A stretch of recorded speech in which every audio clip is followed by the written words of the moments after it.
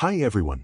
Tonight, we ease back into a world where winter does not arrive gently, but pushes its way in with sharp force.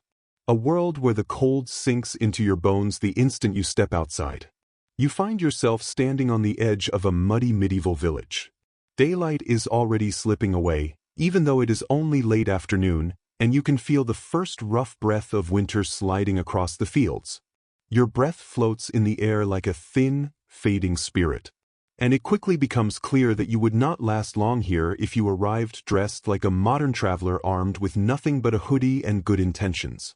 Before we go any further, take a moment to like the video and subscribe, only if you truly enjoy this kind of content.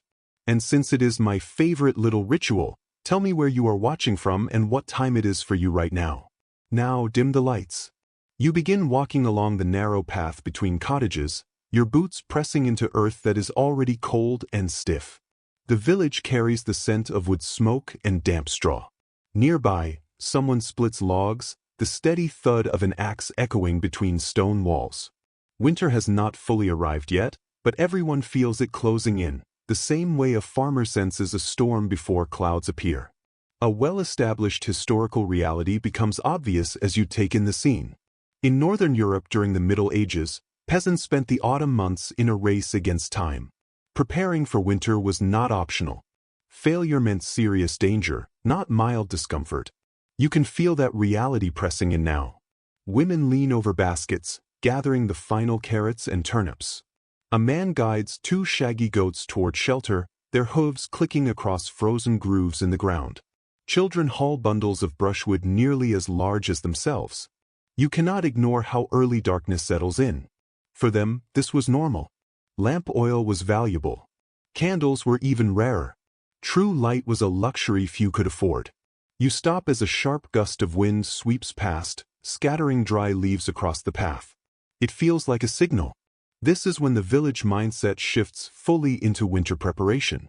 Food must be secured. Roofs inspected for loose thatch. Boards nailed back into place. Every small gap threatens to become a draft that will haunt long, sleepless nights.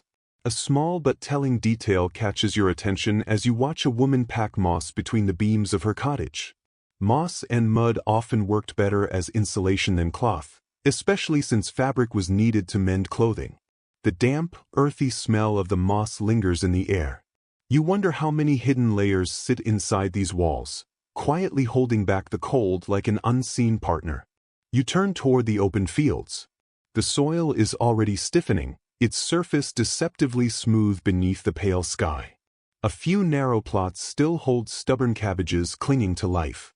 Once the ground freezes, everything changes. Crops stop growing. There are no second chances. Historians still debate whether medieval peasants feared the cold itself more, or the hunger that almost always came with it. Watching families rush to secure their supplies, it feels like both fears are present at the same time. You approach a house where a man tests the strength of wooden shutters. They swing inward with a dull thump, shutting out more than wind. They block the long winter nights that stretch far beyond what you are used to. Nights filled with darkness that presses in, broken only by crackling fires and animals shifting in their stalls. Someone gestures toward a stack of split firewood. You lift a piece, feeling the dry bark flake under your fingers. This wood is not just fuel. It is survival. Too little and families freeze. Too much green wood, and they choke on smoke. Everything here depends on careful balance, in a world without thermostats or stores down the road. Above you, crows circle once before settling along a barn roof, feathers puffed against the cold. Their calls sound sharper now, as if winter has already changed them. Continuing down the lane, you brush against a wall of woven branches dusted with early frost. Even through gloves, the chill bites. The air carries a faint metallic smell. Winter always brings that scent with it. People greet one another briefly, without lingering. There is no time for long conversations. A woman hurries past carrying a pot of lard, meant to waterproof boots and ease cracked skin. A boy follows her, clutching dried herbs that will help freshen the air once doors remain closed for days at a time. You picture the interior spaces, warm in theory, suffocating in reality. A pig squeals from a small pen as someone urges it inside for the night. Animals provide warmth, but they also bring filth. This is a compromise peasants understand well. The pig finally lumbers indoors, breath steaming, oddly dragon-like in the cold. You step toward a storage shed where a young couple stacks sacks of grain. Their movements are careful and measured. Each sack is counted. Every rope is tightened. Tension shows in their posture. A single mistake now could mean disaster later. By February, the cold rarely kills quickly. It weakens people slowly, day after day. A dog trots past, its thick fur standing on end. It glances at you briefly, then veers toward a warm spot near a cottage wall. Even animals know where heat escapes. The sky grows darker, though it is still not quite night. This in-between light feels ancient, as if your body knows you should already be indoors, wrapped in a cloak with something hot in your hands.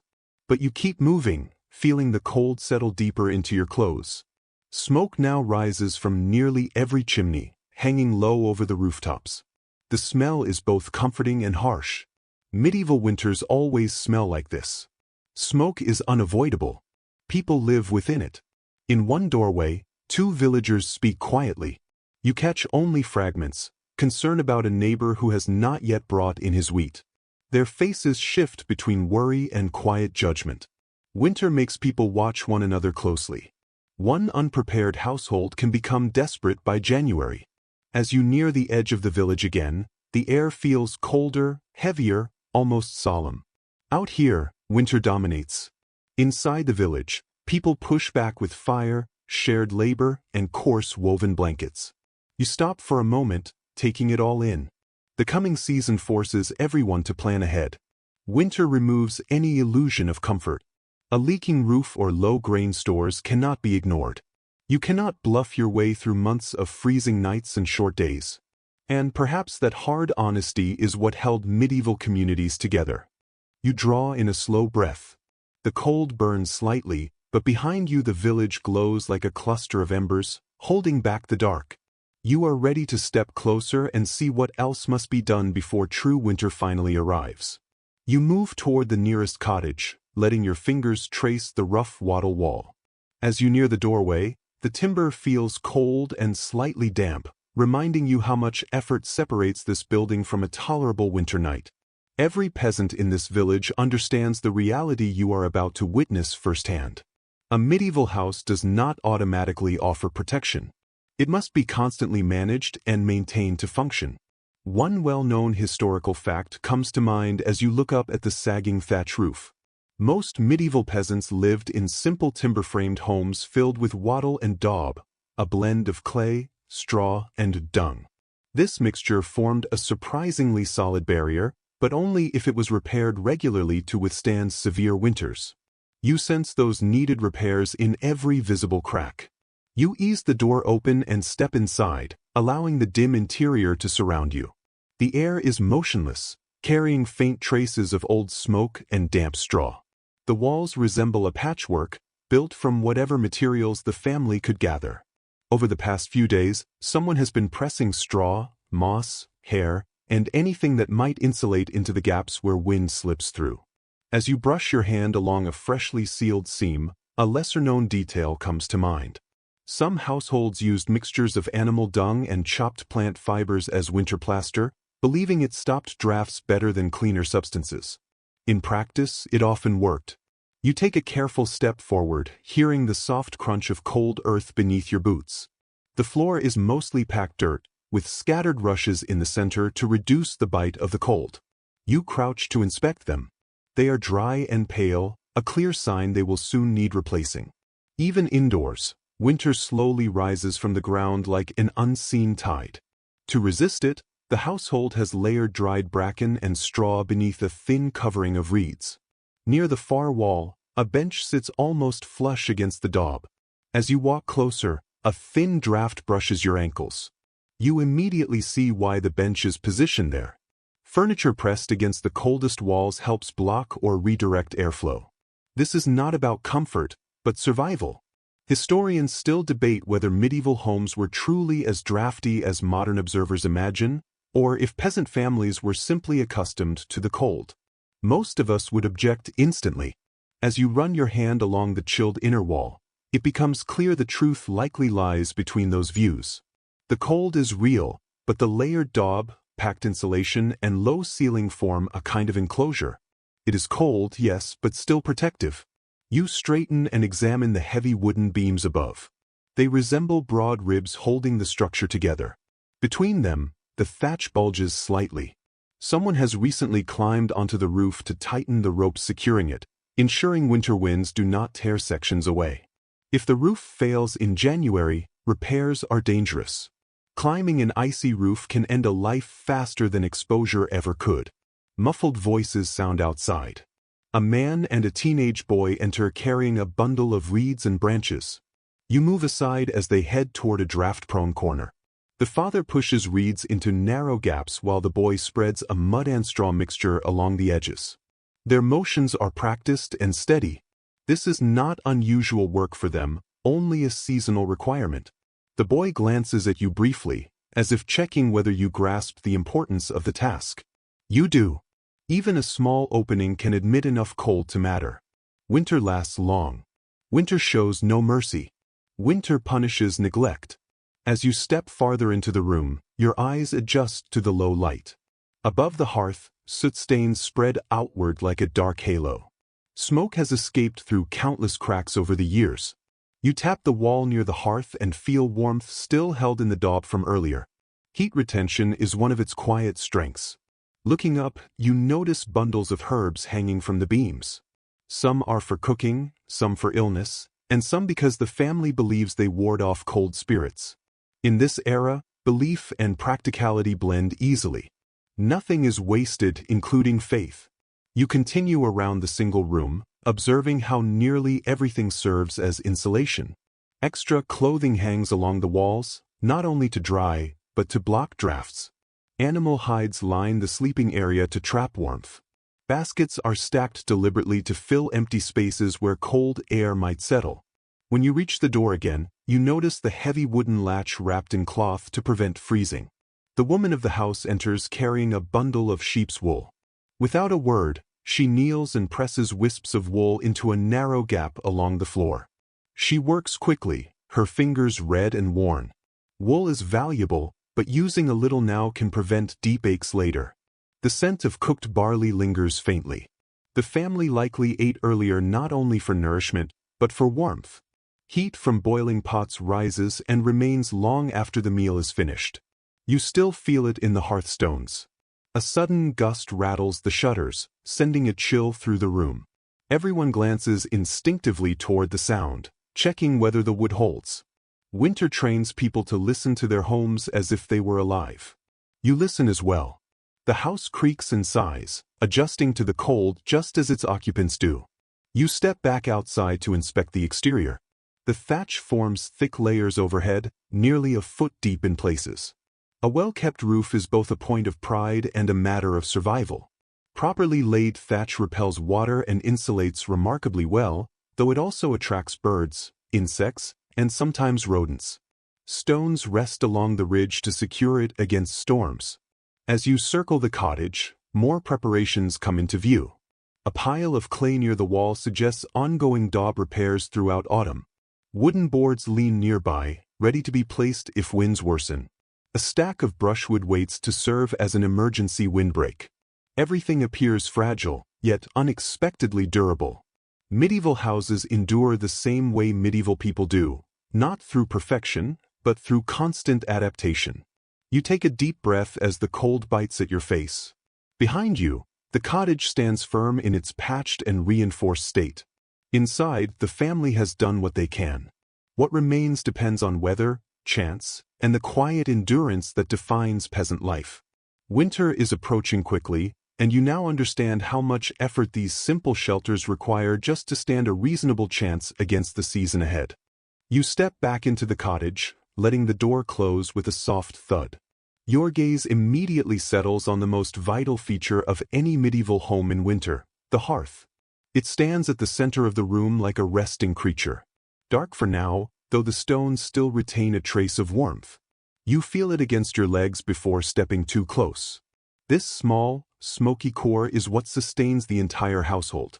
One well-known historical truth settles naturally into your thoughts as you watch the woman place kindling onto the embers. In medieval Europe, the hearth was not only for cooking but served as the main source of heat, and families often kept fires burning for weeks without letting them go out completely. You quickly understand why relighting a fire every icy morning was impractical, and how losing the flame entirely could waste both time and scarce fuel. You crouch near the hearth, sensing warmth radiate from the stones. They feel coarse beneath your fingers, stained and worn from years of use, built from whatever materials the family could collect from nearby fields or riverbeds. There is something almost reverent about this place. Families slept close to it, prepared every meal over it, dried clothing beside it, and sometimes even warmed newborns in its light. The soft crackle under the ash suggests the fire is only resting, waiting to be stirred. A curious detail comes to mind as you observe the hearth more closely. Some peasants believed allowing the fire to die completely invited bad luck, even evil spirits drawn to cold, dark spaces. Because of this, families often saved a single coal, wrapped in ash or placed in a small clay container overnight. Whether superstition played a role or not, the method was effective.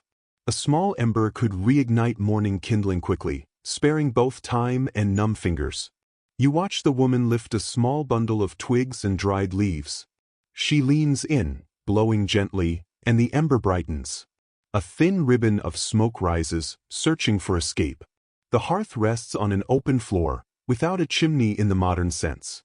Instead, smoke exits through a small vent or drifts upward into the thatch, slowly seeping out. This explains why medieval homes often carried a constant smoky scent. Clung to clothing, hair, food, everything. You inhale the smell and feel it settle in your throat like a quiet vibration. Historians still debate how tolerable these smoky interiors truly were. Some argue the constant haze must have been overwhelming, while others suggest people adapted to it, even valuing how smoke preserved meat hanging from rafters and discouraged insects. As you blink through the light mist forming overhead, you suspect medieval lungs suffered more than records admit, yet the advantages of smoke made the discomfort acceptable. The fire begins to stir. Small flames rise, bright and active. Heat reaches your hands, instantly soothing, like easing into warm water.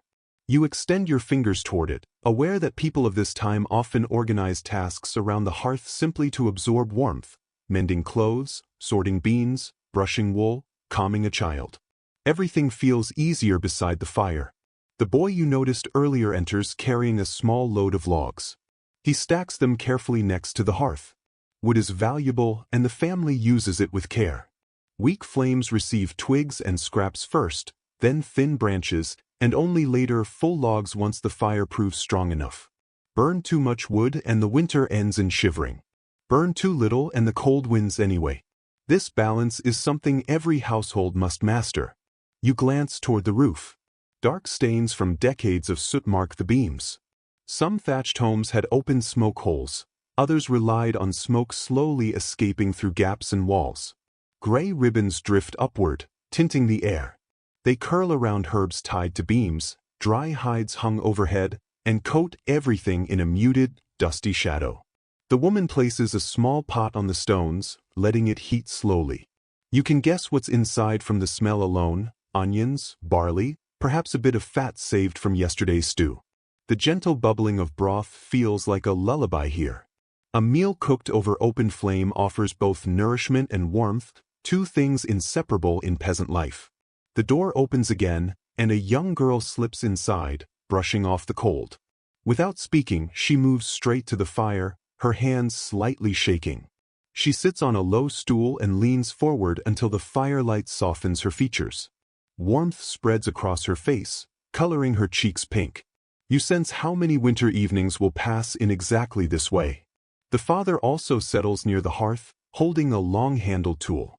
He stirs the fire, shifting logs with practiced movements. Sparks leap upward like tiny glowing insects before fading into the air.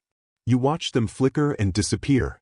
The fire hisses quietly, still not fully awake. Your gaze moves to the walls, where several clay jars rest in small niches near the hearth. Their contents vary: salt, herbs, rendered fat, sometimes water that must not be allowed to freeze. Even a thin layer of ice could crack fragile clay. Keeping these vessels near the fire protects them. A cat appears, as if from nowhere, stretching lazily before curling into a warm space between the stones and a wooden bench. Animals understand warmth instinctively. The cat begins to purr, a soft vibration traveling across the floor. The fire deepens in color. You hear that steady crackle that makes your shoulders loosen. This is not only about heat. It is about sound, movement, and the reassurance that for now the family is safe from the cold pressing against the walls. You imagine a long winter night when the fire must be fed carefully to keep it alive until dawn. Someone will wake every few hours to tend it, often the mother, sometimes the eldest daughter. Sleep is rarely uninterrupted here. Survival does not permit it. You move closer, warming your hands once more. The children lean in as well, sharing the heat like planets circling a small sun. Firelight plays across their faces, softening every expression. You realize the hearth is more than a tool. It is the center of stories, gossip, quiet laughter, and whispered fears. It is the one place where winter feels almost kind, where the family can breathe deeply and briefly forget how dangerous the outside world becomes at night. As you watch the flames, they shift and sway, casting restless shadows across the room. The walls seem alive. Roof beams glow faintly overhead. This is the core of winter survival, the warmth that steadies a household through storms, illness, hunger, and isolation. The fire snaps sharply, startling the cat. Soft laughter follows, warm and delicate. You feel drawn further into the glow, aware that without this ancient, smoky guardian, medieval winter would be overwhelming for human bodies. You let the heat settle into you. Staying close feels necessary. Winter has only begun. You turn away and step toward a corner where several garments hang from wooden pegs. Their shapes appear heavy and uneven in the dim firelight. As you approach, you sense the rough weight of winter clothing even before touching it. When garments tear or grow thin, it is her responsibility to repair them. She lifts a tunic worn almost see-through at the elbows. Needle and thread in hand, she begins mending it with small patches of wool. The stitches aren't perfectly neat, but they hold strong. In this world, durability outweighs appearance. The man by the hearth places another log on the fire, and warmth spreads outward. The heat reaches your legs first, then rises to your chest. Clothing absorbs and releases heat gradually, so the effect lingers.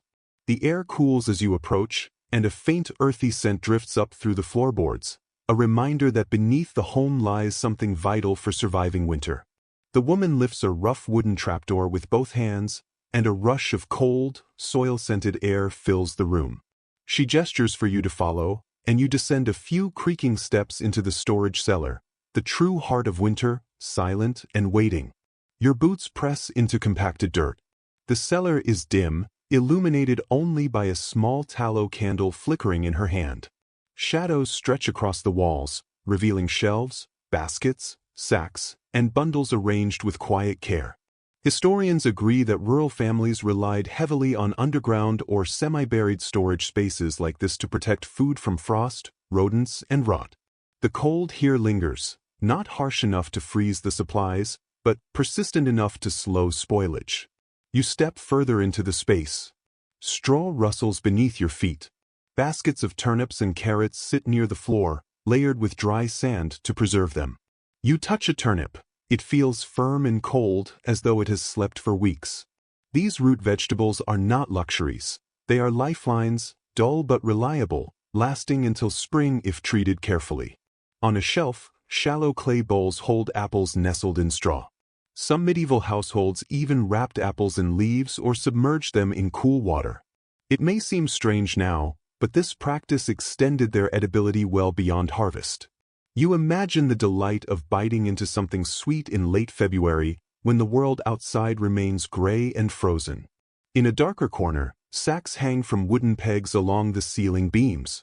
Suspended food stays safer from mice and moisture. You tug gently on one, hearing grains shift inside, oats or barley, perhaps. Grain was precious, the foundation of bread, porridge, and soup. A torn sack could mean weeks of hunger. Nearby, bundles of dried herbs are braided into ropes. Sage, thyme, mint, and maybe a hint of dill. These herbs were more than flavorings. They served as medicine, tea, pest repellents, and small comforts. Their scent gives life to the cellar, even as everything stored waits for winter to pass.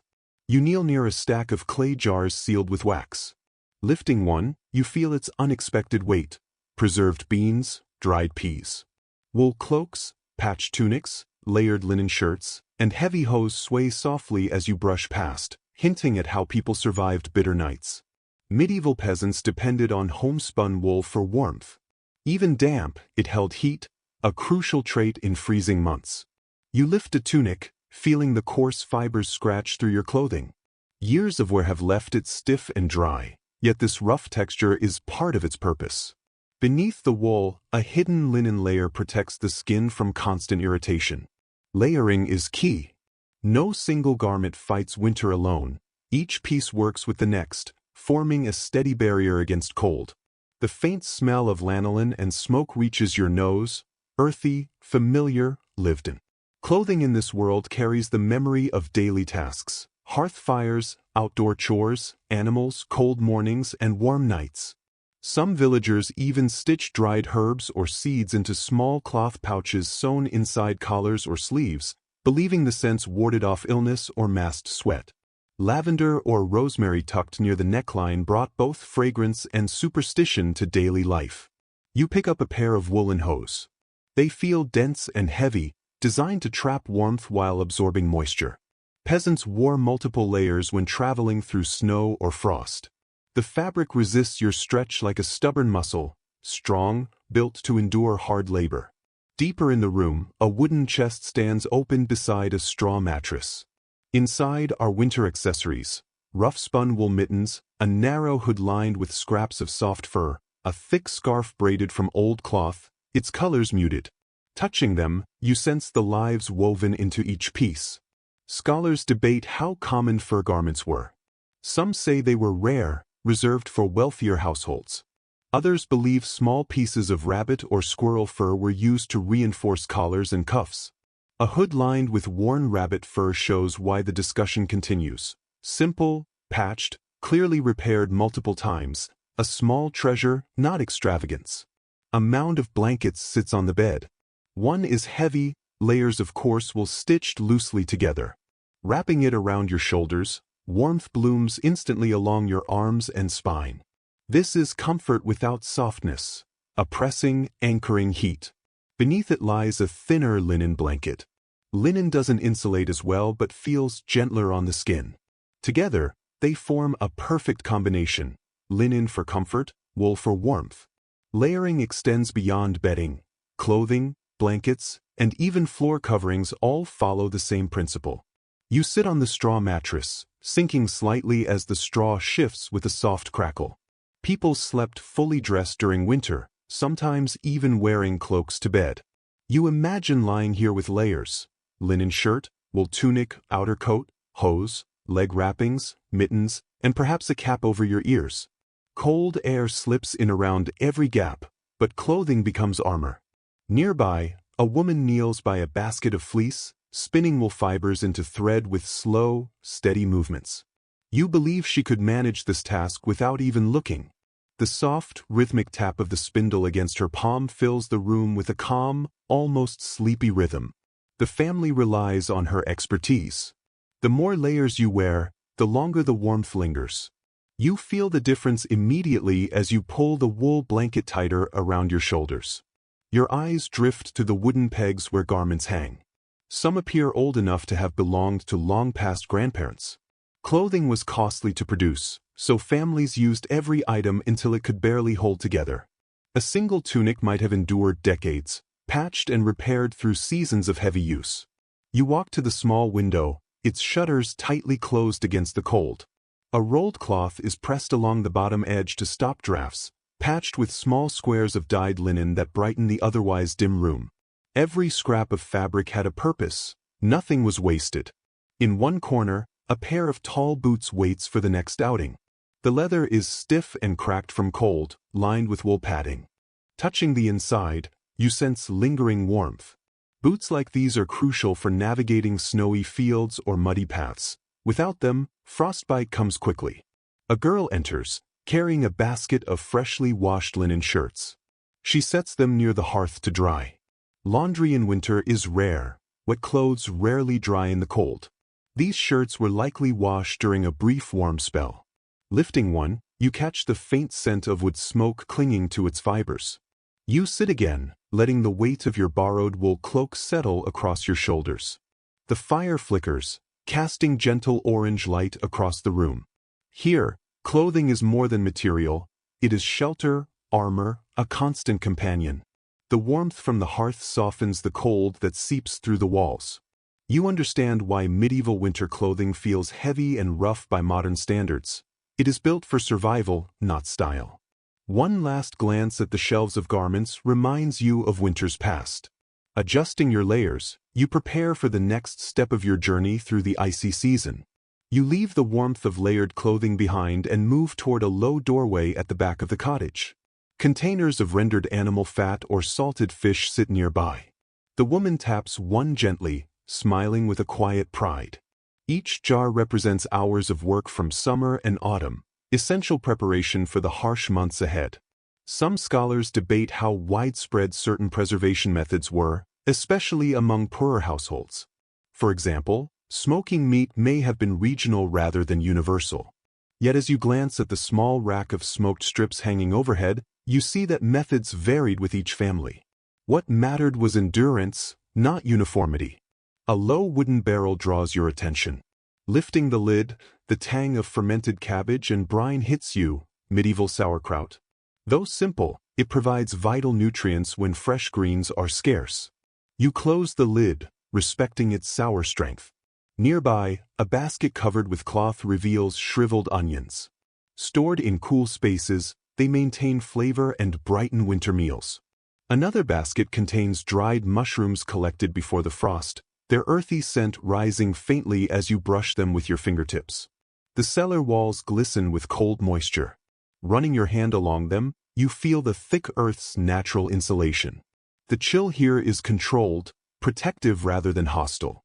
Survival in this world depends on understanding the land as a pantry. Shelves of small pottery jugs await inspection. Shaking one gently, you sense thick contents, oil or fat, essential for cooking and rationing. Mismanagement could leave meals insufficient or waste precious resources. Dark, hard loaves of bread sit stacked nearby, crusts thick and durable, meant to last weeks. You can soak or crumble them into stews. They are tools to stave off hunger. A wooden box holds dried beans, their muted colors dim in the light. Small clay bottles sealed with wax hint at honey water or mead. Honey stores indefinitely, a prized source of sweetness for midwinter, a small celebration in itself. Bundles of straw-covered bottles hold vinegar, frost clinging lightly but contents safe.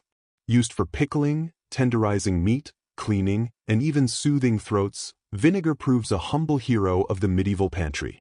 Beside a heavy crate, a cloth covers a salted joint of meat. Lifting it, you see coarse salt crusting the surface. Salt was expensive but essential, preserving meat for long months. A young boy follows you down the ladder, carrying onions with care. He checks each one for softness or rot, understanding that small choices now ripple through the winter. Earthenware pots with lids tied in string contain preserved berries in thick syrup. Tart and sweet, they offer rare comfort and energy for the sick or weary. Thin strips of dried fish rest on a wooden shelf, salt crystals glinting faintly, ready to stretch nutrition in soups and stews without using fresh meat. The cold air brushes your legs as you explore, strangely calming, a place outside of time, patient and quiet, aligned with winter's rhythm. After examining the cellar, you step back toward the ladder. The woman climbs first, extending a hand to help you up. Emerging into the warmer room above, you feel gratitude for this hidden world. Food stored in silence speaks of promise through the coldest nights. Upstairs, the fire crackles softly. Down below, the cellar stands as a silent guardian. You close the trapdoor gently, the weight of winter preparations settling in your mind. Without such planning, survival would be a hope, not a strategy. The house creaks as wind brushes its walls, yet beneath your feet lies months of careful endurance. Stepping forward, you approach the hearth, where a pot simmers, sending lazy spirals of steam toward the rafters.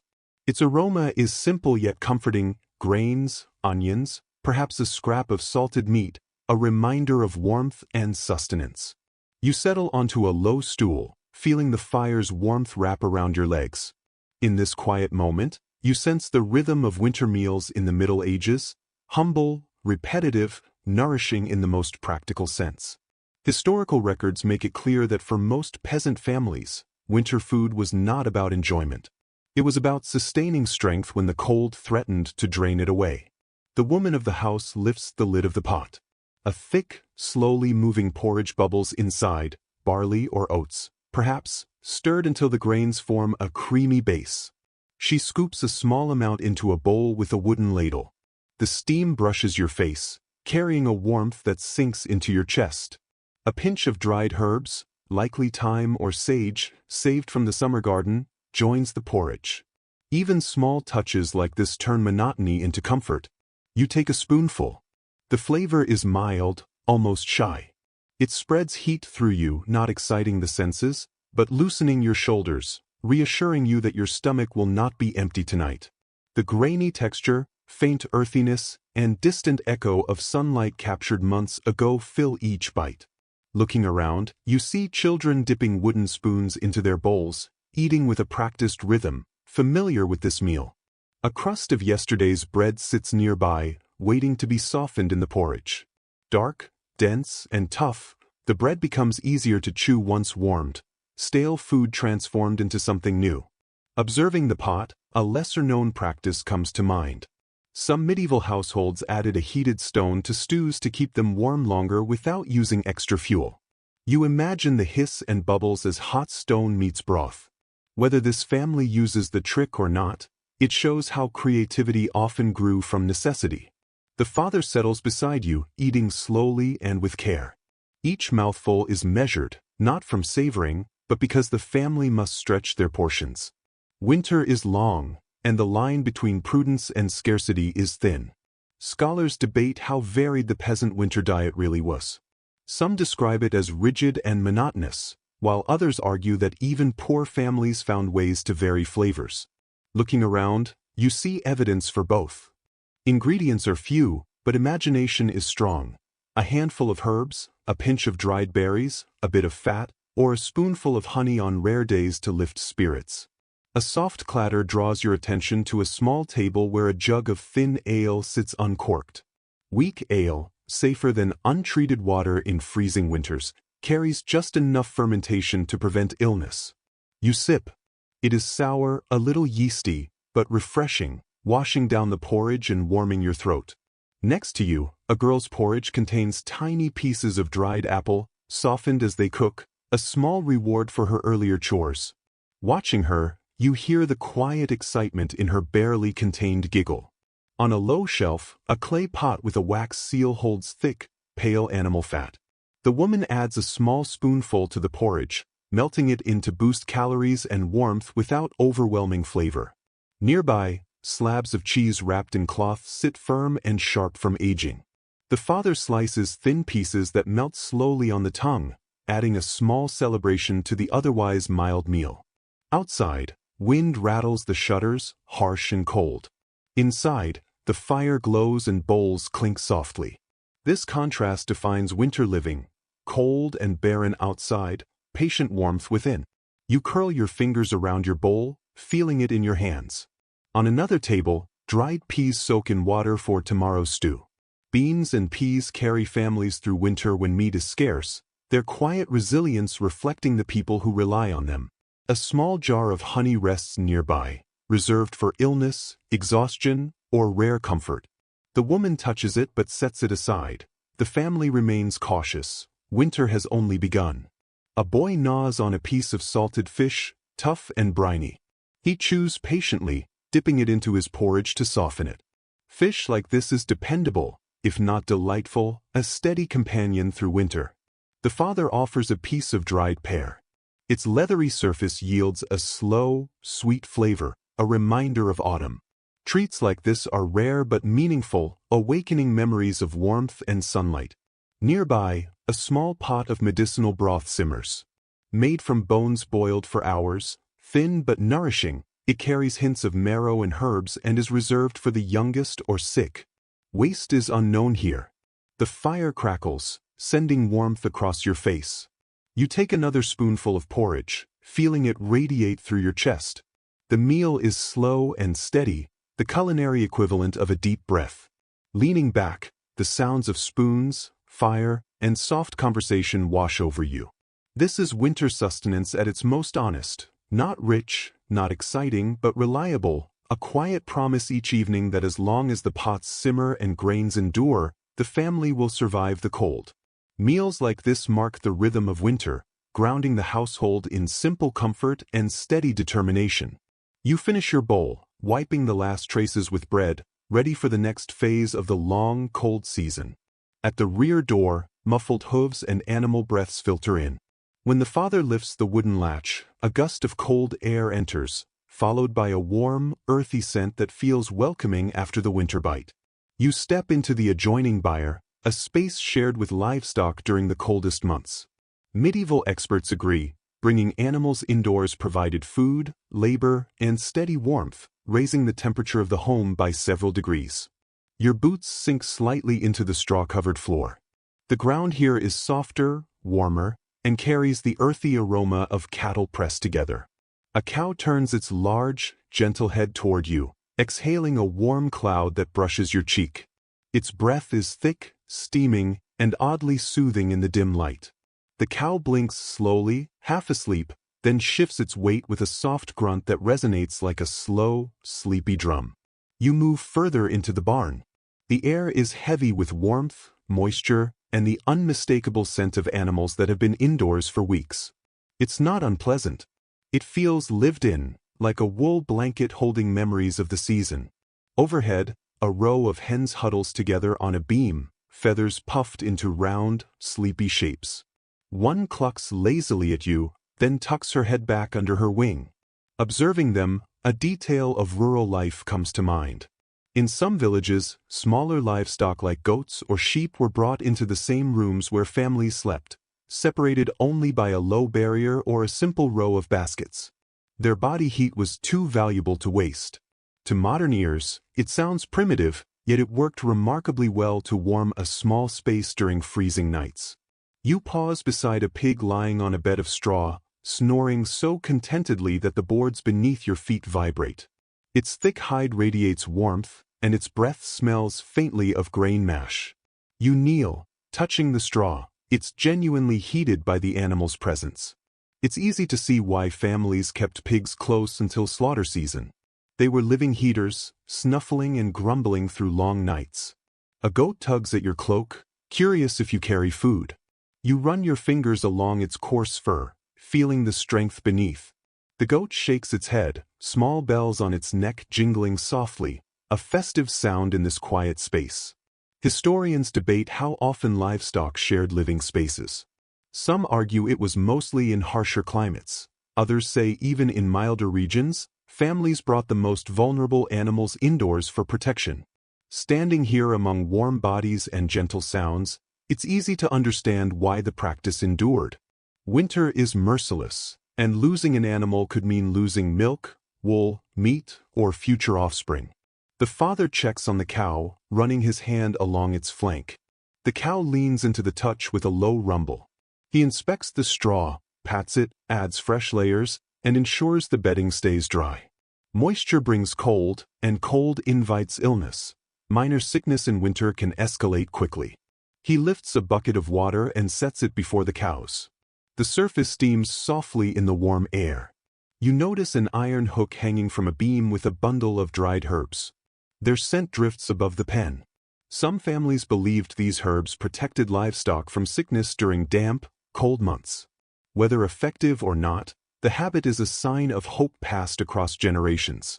A hen flutters down from her perch, landing with a puff of straw. She pecks near your boots, then lets out a soft, indignant chirp. Her feathers brush your ankle, warm and comforting. Your eyes adjust to the dim light, revealing movement everywhere. A sheep nudges its lamb closer, a cow flicks its ear, a goat scratches its horns against a post. The animals breathe, shuffle, and sigh, forming a quiet, living rhythm that eases the harshness of winter. You reach for a bundle of hay along the wall. Stalks are stiff but sweet-smelling. The father scatters some along the floor, and the animals move forward eagerly. Watching them eat, chewing in slow, circular motions, there's a strange peace. Hunger stays outside these walls. The children enter, the younger carrying a basket of scraps, peelings, leftover porridge, and bread. She pours it into a trough for the pig, who wakes instantly, snorting and trotting forward. The children laugh, stepping back to avoid his eager snout. A small cat darts between your legs, purring loudly near the cow's hooves. Cats are crucial in winter, keeping mice away from food stores. This one moves confidently, tail high, aware of its role.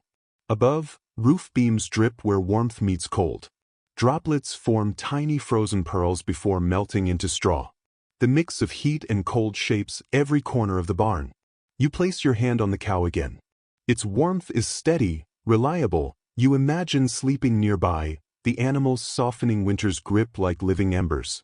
The family uses this warmth wisely. As night deepens, the father closes the barn doors.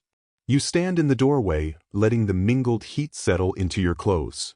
Sounds soften. The animals prepare for a slow, deep sleep. Their breathing makes winter nights gentler. You step back into the main room, carrying that borrowed warmth.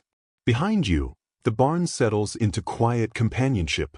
Winter may rage outside, but inside, life continues with calm persistence. You leave the animals and enter the main room, finding the father tightening boots and wrapping a thick cloak. The fire burns low, flickering across his determined expression. You follow him outside, where the cold bites sharply, stiffening your breath. Winter doesn't pause and responsibilities keep moving. Historical records show rural families worked year-round, even when frost hardened soil and snow-blanketed fields. Survival allowed no full season of rest. Your boots crunch against frozen ground. The horizon glows faintly with the last light, a thin band of rose and silver under heavy gray skies. The father heads toward a small wooden tool shelter. Axes, spades, mallets, and a few metal-tipped implements, darkened by use, rest inside. In winter, these tools become lifelines. Without them, wood cannot be chopped, nets mended, repairs made. He selects an axe, testing its weight. The blade catches a sliver of dying light before disappearing into shadow. He walks to a log pile and brings a log upright. With a practiced swing, he splits it cleanly. The crack echoes across frozen fields. You tighten your cloak. Standing still feels like work in this cold. Your breath curls upward as he strikes the next log. The rhythm is steady, meditative, lift, swing, crack, exhale.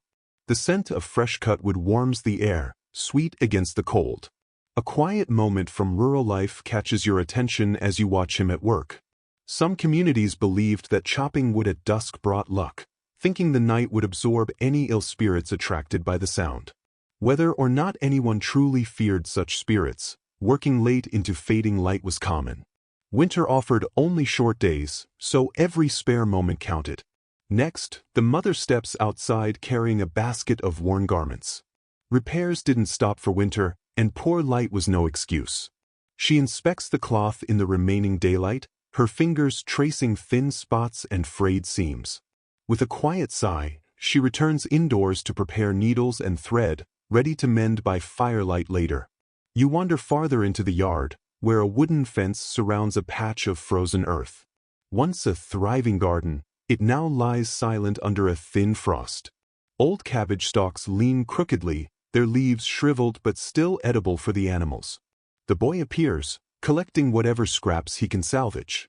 The cold has made the cabbage tough, but the animals do not mind. Scholars debate how much outdoor work peasants actually did during harsh winters.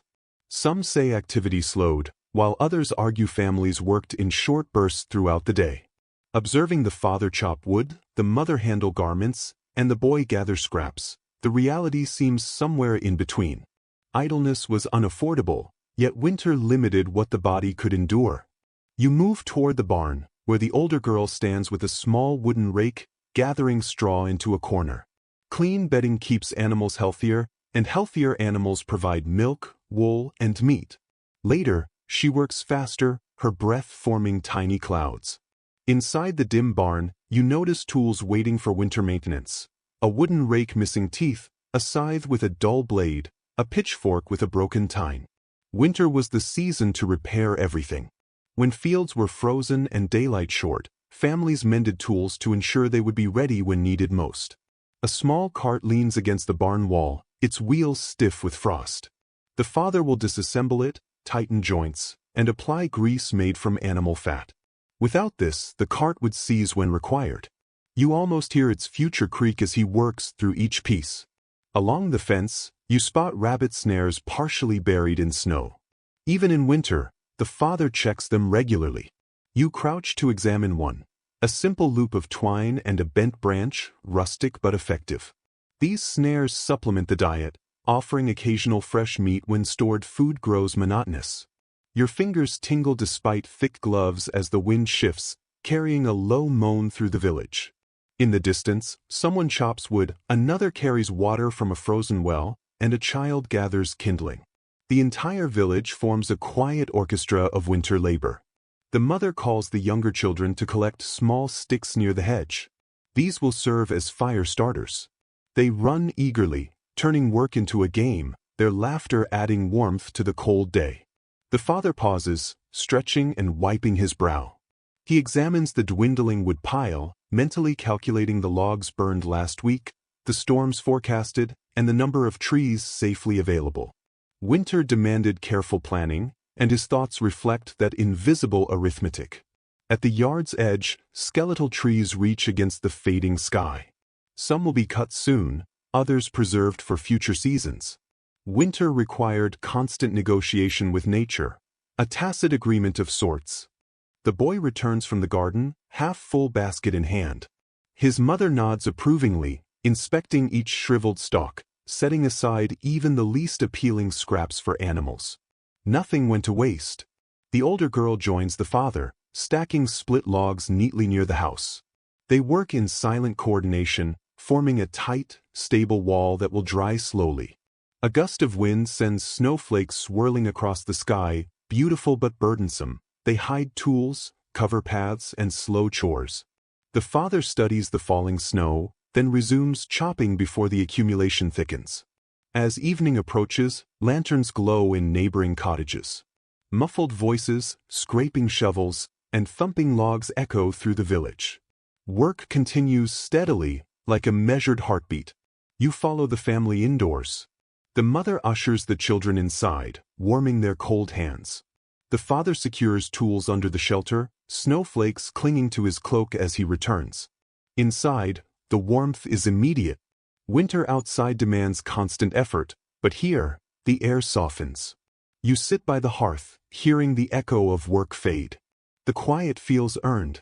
Work never truly stops, but for tonight the family rests, and so do you. The father then brings out a small wooden box from under a bench, inviting you closer. Inside are simple tools and winter gadgets, each worn smooth from years of use. They show that surviving medieval winters relied on clever adjustments as much as on strength. Chronicles note that households used a mix of minor tools and improvised devices, making otherwise impossible tasks manageable. You lean in to examine the contents. First is a wooden-handled knife, its blade thinned from repeated sharpening. It serves many purposes: cutting roots, slicing rope, loosening frozen soil. The handle, warmed by decades of hands, carries memory with every curve. Next, he reveals a bundle of coarse twine. At first glance, it seems ordinary, but knots, loops, and small repairs reveal its history. Peasant families often braided plant fibers, nettles, flax stems, or strips of old linen into emergency cords during winter. These ropes secured firewood, patched fences, and even hung meat to dry. In the father's hands, the twine is far more than a simple thread. It is adaptability made tangible. He pulls out a small bone awl, its tip catching the firelight faintly. This tool is essential for repairing leather, puncturing holes in cloaks, and threading rough yarn through layers of cloth. You watch as the mother takes the awl in her fingers and presses it gently into a piece of leather that needs tightening. Her movements are simple, almost graceful. Survival in winter relies on countless small gestures like this, each one contributing to safety. Nearby, you notice a cluster of small wooden objects, each carved into a different shape. Some wedges, some pegs, a few resembling tiny shovels. Experts debate how often these homemade tools were used across Europe, but many agree that resourceful families crafted them during long winter evenings to help with household and barn tasks. You pick up a small wedge, feeling its rough texture. The father demonstrates how it fits snugly between loose wall planks to block drafts. Such simple inventions make a remarkable difference when icy winds press against the house. A girl approaches carrying a handful of reeds. She kneels beside the basket of mats and begins weaving them together. This is a routine winter task, designed to protect feet from cold floors. Her fingers move quickly, following a delicate pattern. The reeds rustle softly, blending almost seamlessly with the crackling fire. You watch the mat take shape, knowing it will soon insulate a bed, line a basket, or reinforce a seam in the wall. The father shows you a wooden mallet, its head scarred and cracked from use. It drives pegs into frozen ground, flattens snow at the doorway, and taps loose boards back into place. You lift it, feeling the weight and balance of the wooden head. It is heavy, yet manageable. Small tools like this often stand between comfort and hardship, between warmth and the biting cold. By the door sits a wooden bucket, edges damp from melted frost, and leaning against it, a flat iron rod. The rod is used each morning to break ice in the water pail. The father demonstrates by tapping the rod through the air, the imagined crack echoing in your mind. You almost feel the splash of icy water as frozen surfaces give way. Returning to the hearth, you notice a long-handled hook resting near the fire. The mother uses it to adjust pots, pull burning logs, or lift hot stones from embers. The wooden handle is warm and smooth, shaped for a comfortable grip. Without such a tool, tending the fire would be dangerous, especially with restrictive clothing and stiff gloves. The boy brings forward a basket of dried nettle stems. He explains shyly that the family twists these into makeshift scrub brushes and coarse cord. You test one stem, noting its brittle snap. Yet with patience, even fragile pieces become useful. This is winter ingenuity, transforming what seems worthless into essential tools. The father gestures for you to follow him outside. The cold hits sharply, making your eyes water. He leads you to a small wooden sled by the barn, little more than planks tied together, yet it glides effortlessly over snow. He explains that it transports firewood, straw bundles, water buckets, and even children across thick winter snow. Pulling the sled takes less effort than carrying heavy loads. You grasp the rope and pull. The motion is smooth and rhythmic. Simple devices like this save both time and strength. Nearby, a stack of rocks rests against the house. Heated near the fire, they are carried to warm beds or frozen boots. You pick one up. It is cold now but will bring comfort after hours by the hearth. Against the barn wall leans a crude wooden frame, resembling a snowshoe made of woven branches. The father places it against your foot. Its purpose is clear. Winter roads disappear under snow, and these improvised snowshoes distribute weight, preventing sinking into drifts. You take a few tentative steps. Your foot stays above the snow, supported yet slightly unsteady. Another simple tool catches your eye. A hand broom made from twigs bound to a stick. It clears snow from doorways, shakes frost from clothes, and brushes ash from the hearth. Even the smallest tools serve multiple purposes during months of winter. A faint rustle draws your attention to the woods. The father points to trees marked with small leather strips, indicating which branches to trim for firewood. Even scrap leather becomes a clever guide. The moon climbs higher, illuminating the scattered tools. Every object here has a purpose. Winter may strip the landscape, but human hands continue shaping, fixing, and crafting. The mother calls softly from inside, and you follow the father back into the cottage. Warmth wraps around you like a blanket. The tools return to their box, ready for use at dawn. You sit, reflecting. Winter survival extends beyond food and fire. It relies on creativity embedded in each small invention, each humble object shaped by necessity. You feel respect for these simple tools, each imbued with quiet determination. The fire softens, the night deepens, and you prepare for the next stage of your journey in this frozen world. You remain by the hearth, savoring the warmth, but a quiet cough breaks the stillness from the room's far side, where the youngest child lies wrapped in a wool blanket. The mother moves instinctively, placing a gentle hand on the child's forehead. Her expression tightens, not with panic, but with the familiar worry every medieval family carries in winter. Illness is never trivial in this season.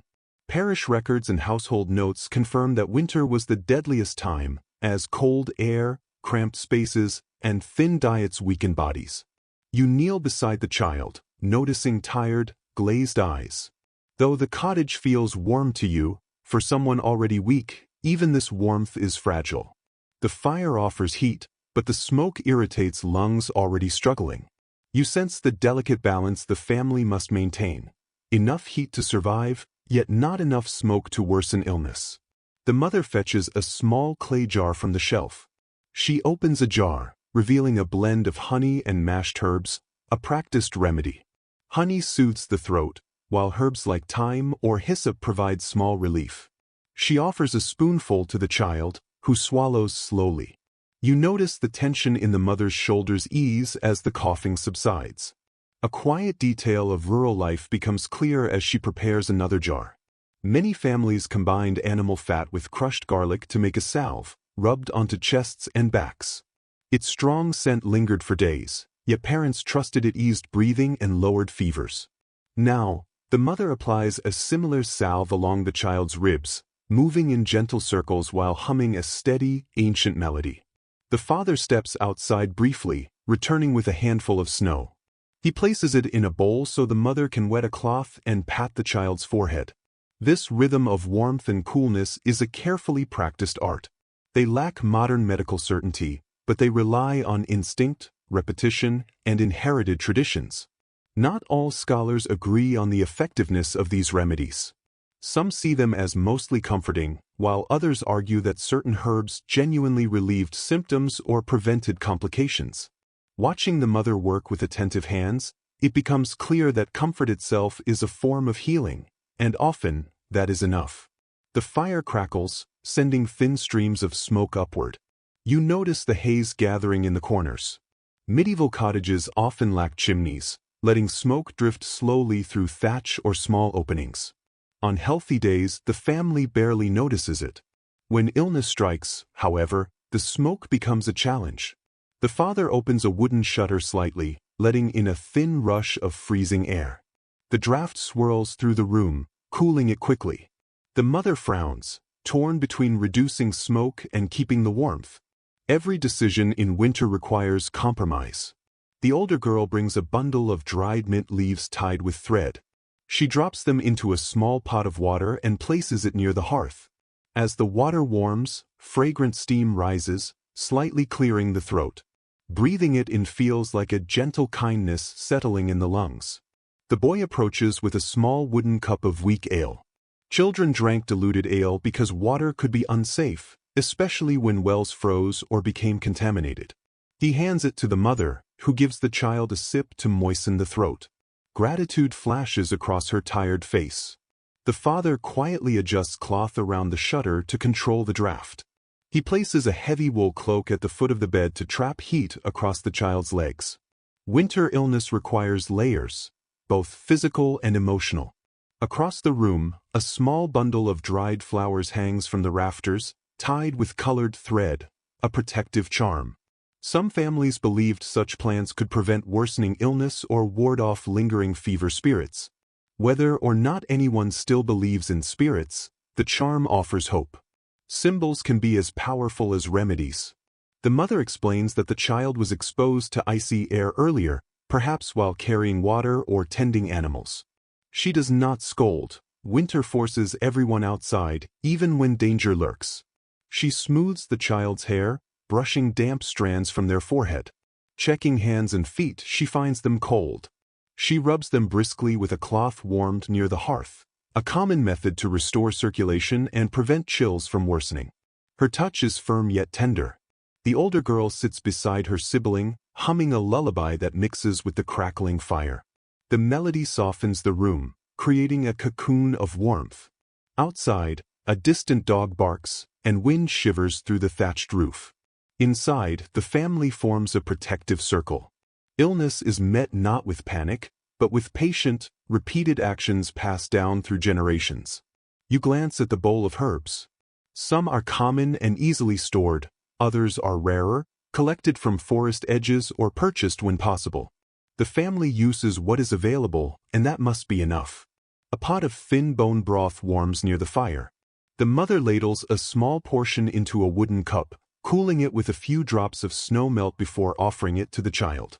Each sip spreads warmth inward, offering comfort from the inside out. Stepping back, you give them space. The firelight softens the harsh edges of winter. The child coughs less. The mother's shoulders relax slightly. This is how illness is faced during the cold months, not with modern medicine, but with blankets, herbs, warmth, patience, and faith in ancestral rituals.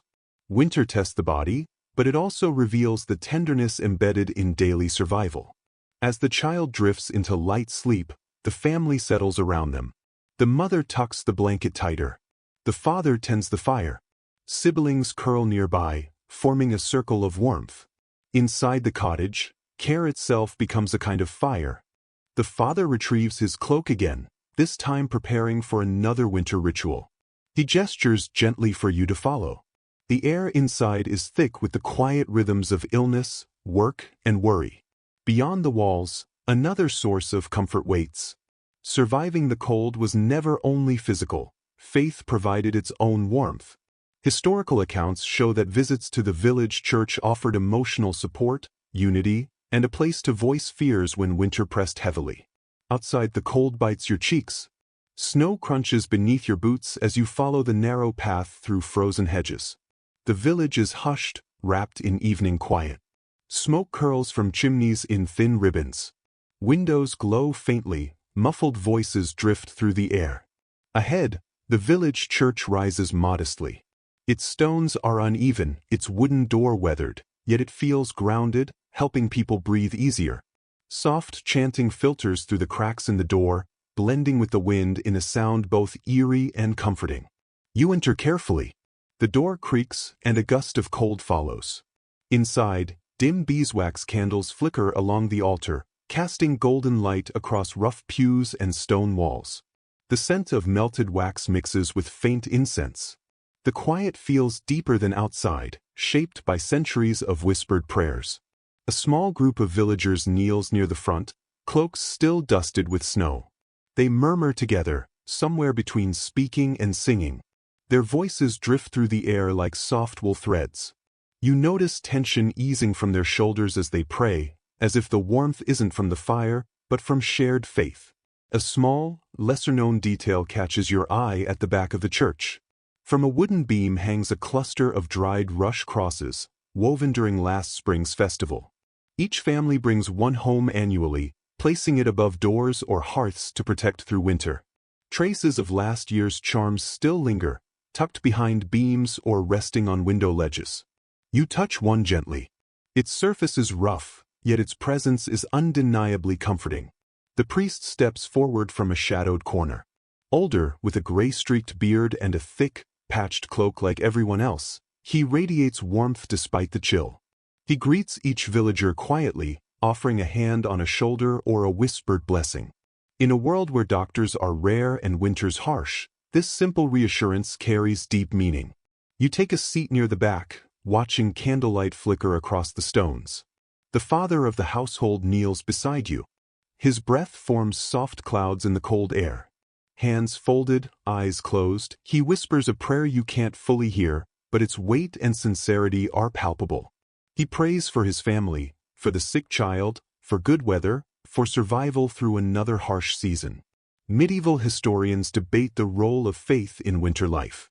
Some argue religious practices intensified during the cold months, offering structure in an unpredictable world. Others suggest peasants combined Christian ritual with older local customs, practicing faith more flexibly. Sitting in this chilly sanctuary, you sense both approaches, devotion paired with pragmatism, ritual woven with survival instinct. The priest lights another candle and places it before a small wooden saint, its features softened by centuries of hope and fingertips. Villagers step forward, pressing palms to the wood. Breaths tremble, heavy with unspoken fears. They leave small offerings, dried herbs, braided cords, carved tokens. None are valuable in money, yet each carries effort and heart. A mother enters, cradling a toddler swaddled in wool.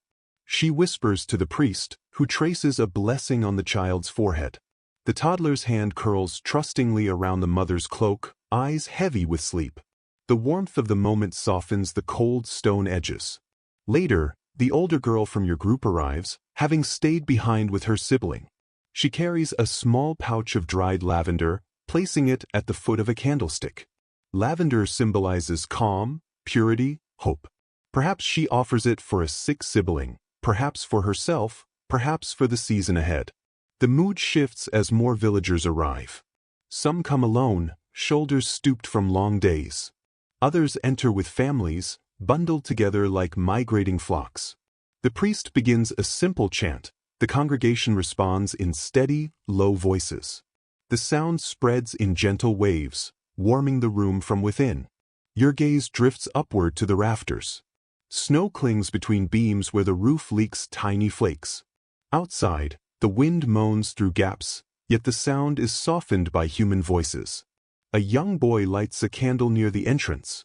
Hands shaking, he lifts the flame, watching it bloom into a steady glow. One small flame among many, yet its warmth is undeniable. The priest speaks quietly, voice soft but clear. He speaks of endurance, of spring hidden beneath snow, of community strength and the resilience of souls gathered in darkness. His words are not poetic, but steady, settling like gentle embers. People rise, exchanging nods and murmurs of goodwill. Some share small news, others check on neighbors' health, some simply smile. In this world, kindness is a currency, spent freely in winter. As the villagers drift into the night, you follow the father back into the cold. The wind feels different now, lighter, less threatening. Behind you, the church stands like a lantern, candles flickering through the cracks.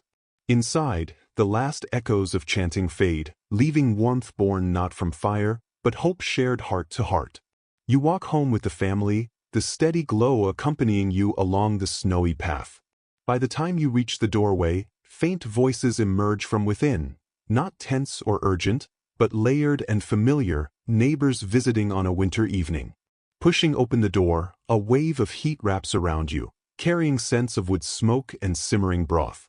Winter may separate households physically, but it can also bring them together, clustering like bees around a hive of warmth. Surviving the cold is easier when hands, hearts, and stories gather in one room. Village accounts reveal that neighborly visits during winter were not mere social customs, but essential for communal resilience. Inside, two neighbors are already near the hearth, an older woman in a patched shawl, and a broad-shouldered man, boots dusted with snow. The mother greets them with a tired yet genuine smile, voice soft with relief. These visits lift the weight of winter from the household. Children cluster around the guests, eyes bright with curiosity. The sick child lies still, yet calm, soothed by the gentle hum of familiar voices. The older girl pours weak ale for the guests, steady and polite. The older woman produces a small bundle, dried juniper berries and crushed mint, offered as a healing gesture for the ill child. Simple, kind, yet deeply meaningful. In rural communities, sharing herbs and remedies symbolized solidarity. Women often traded such knowledge quietly during the dark months, when illness was most threatening. Some villages believed sharing medicinal plants forged protective bonds, strengthening the community against winter misfortune. Whether or not these beliefs had power beyond comfort, the rituals endured. The broad-shouldered man rubs his cold, swollen fingers, smiling as the father offers a seat. They exchange greetings, then discuss whether, the nearby stream, and the condition of woodland paths. Their voices weave together like threads of practical wisdom. Historians differ in interpreting these gatherings. Some see them as occasions for labor, food, and news. Others stress emotional support, especially in lean years. Observing now, you see both sides: warmth, laughter, plans, and strategy intertwined. They lift spirits and sustain life. The mother offers each guest a small bowl of porridge from the pot by the fire. Simple food, yet shared freely. Generosity and winter act as their own form of currency. The visitors accept the bowls gratefully, murmuring blessings for the household. Steam rises from their spoons, catching the firelight like drifting silk. One of the children sits beside the older woman and tells her softly about a rabbit he saw near the hedge earlier. She listens patiently, nodding, smiling, and asking small questions. The boy relaxes, his worries easing into the rhythm of human connection. The broad-shouldered man, warming steadily, begins recounting a winter from his youth, so cold that the village well froze to the bottom. The children gasp, leaning in, eyes wide. He chuckles at their reactions, rubbing his beard thoughtfully. His story continues, full of mishaps, near disasters, and strokes of luck that carried his family through that legendary winter. Firelight dances across the room, illuminating the nodding heads of neighbors who have endured many winters themselves. Their laughter slips out softly, breaths rising in warm currents that push against the cold pressing at the windows. Outside, frost gathers on the shutters like delicate lace. Inside, conversation bubbles gently, softening the sharp edges of night. A soft knock interrupts the warmth. Another neighbor enters quietly, carrying a small wooden box. Inside are scraps of beeswax saved from candle remnants. The family can melt them later to make a new candle. Light is priceless in winter, and this gift is valued accordingly. He sets the box down and steps back, signaling he cannot stay long. Yet his brief visit leaves the room warmer in spirit. He checks on the sick child, asks after the family's well-being, and returns to the freezing darkness outside. The door closes, and the cottage draws the warmth back to its center. Conversation resumes naturally. The older woman comments on herb bundles hanging from the rafters, praising the mother's skill. The mother explains which herbs came from her garden and which were traded at the last market. They exchange quiet tips for better drying techniques, their voices low, almost conspiratorial. Knowledge passes like bread shared by a fire. Meanwhile, the father and the broad-shouldered man discuss the thinning supply of wood in the nearby forest. They plan carefully which routes are safest, which fallen trees are accessible, which paths are already packed by travelers. Listening, you realize how survival depends on collaboration. Winter does not favor the solitary. A faint laugh escapes the children as the older girl teases her brother about the rabbit story.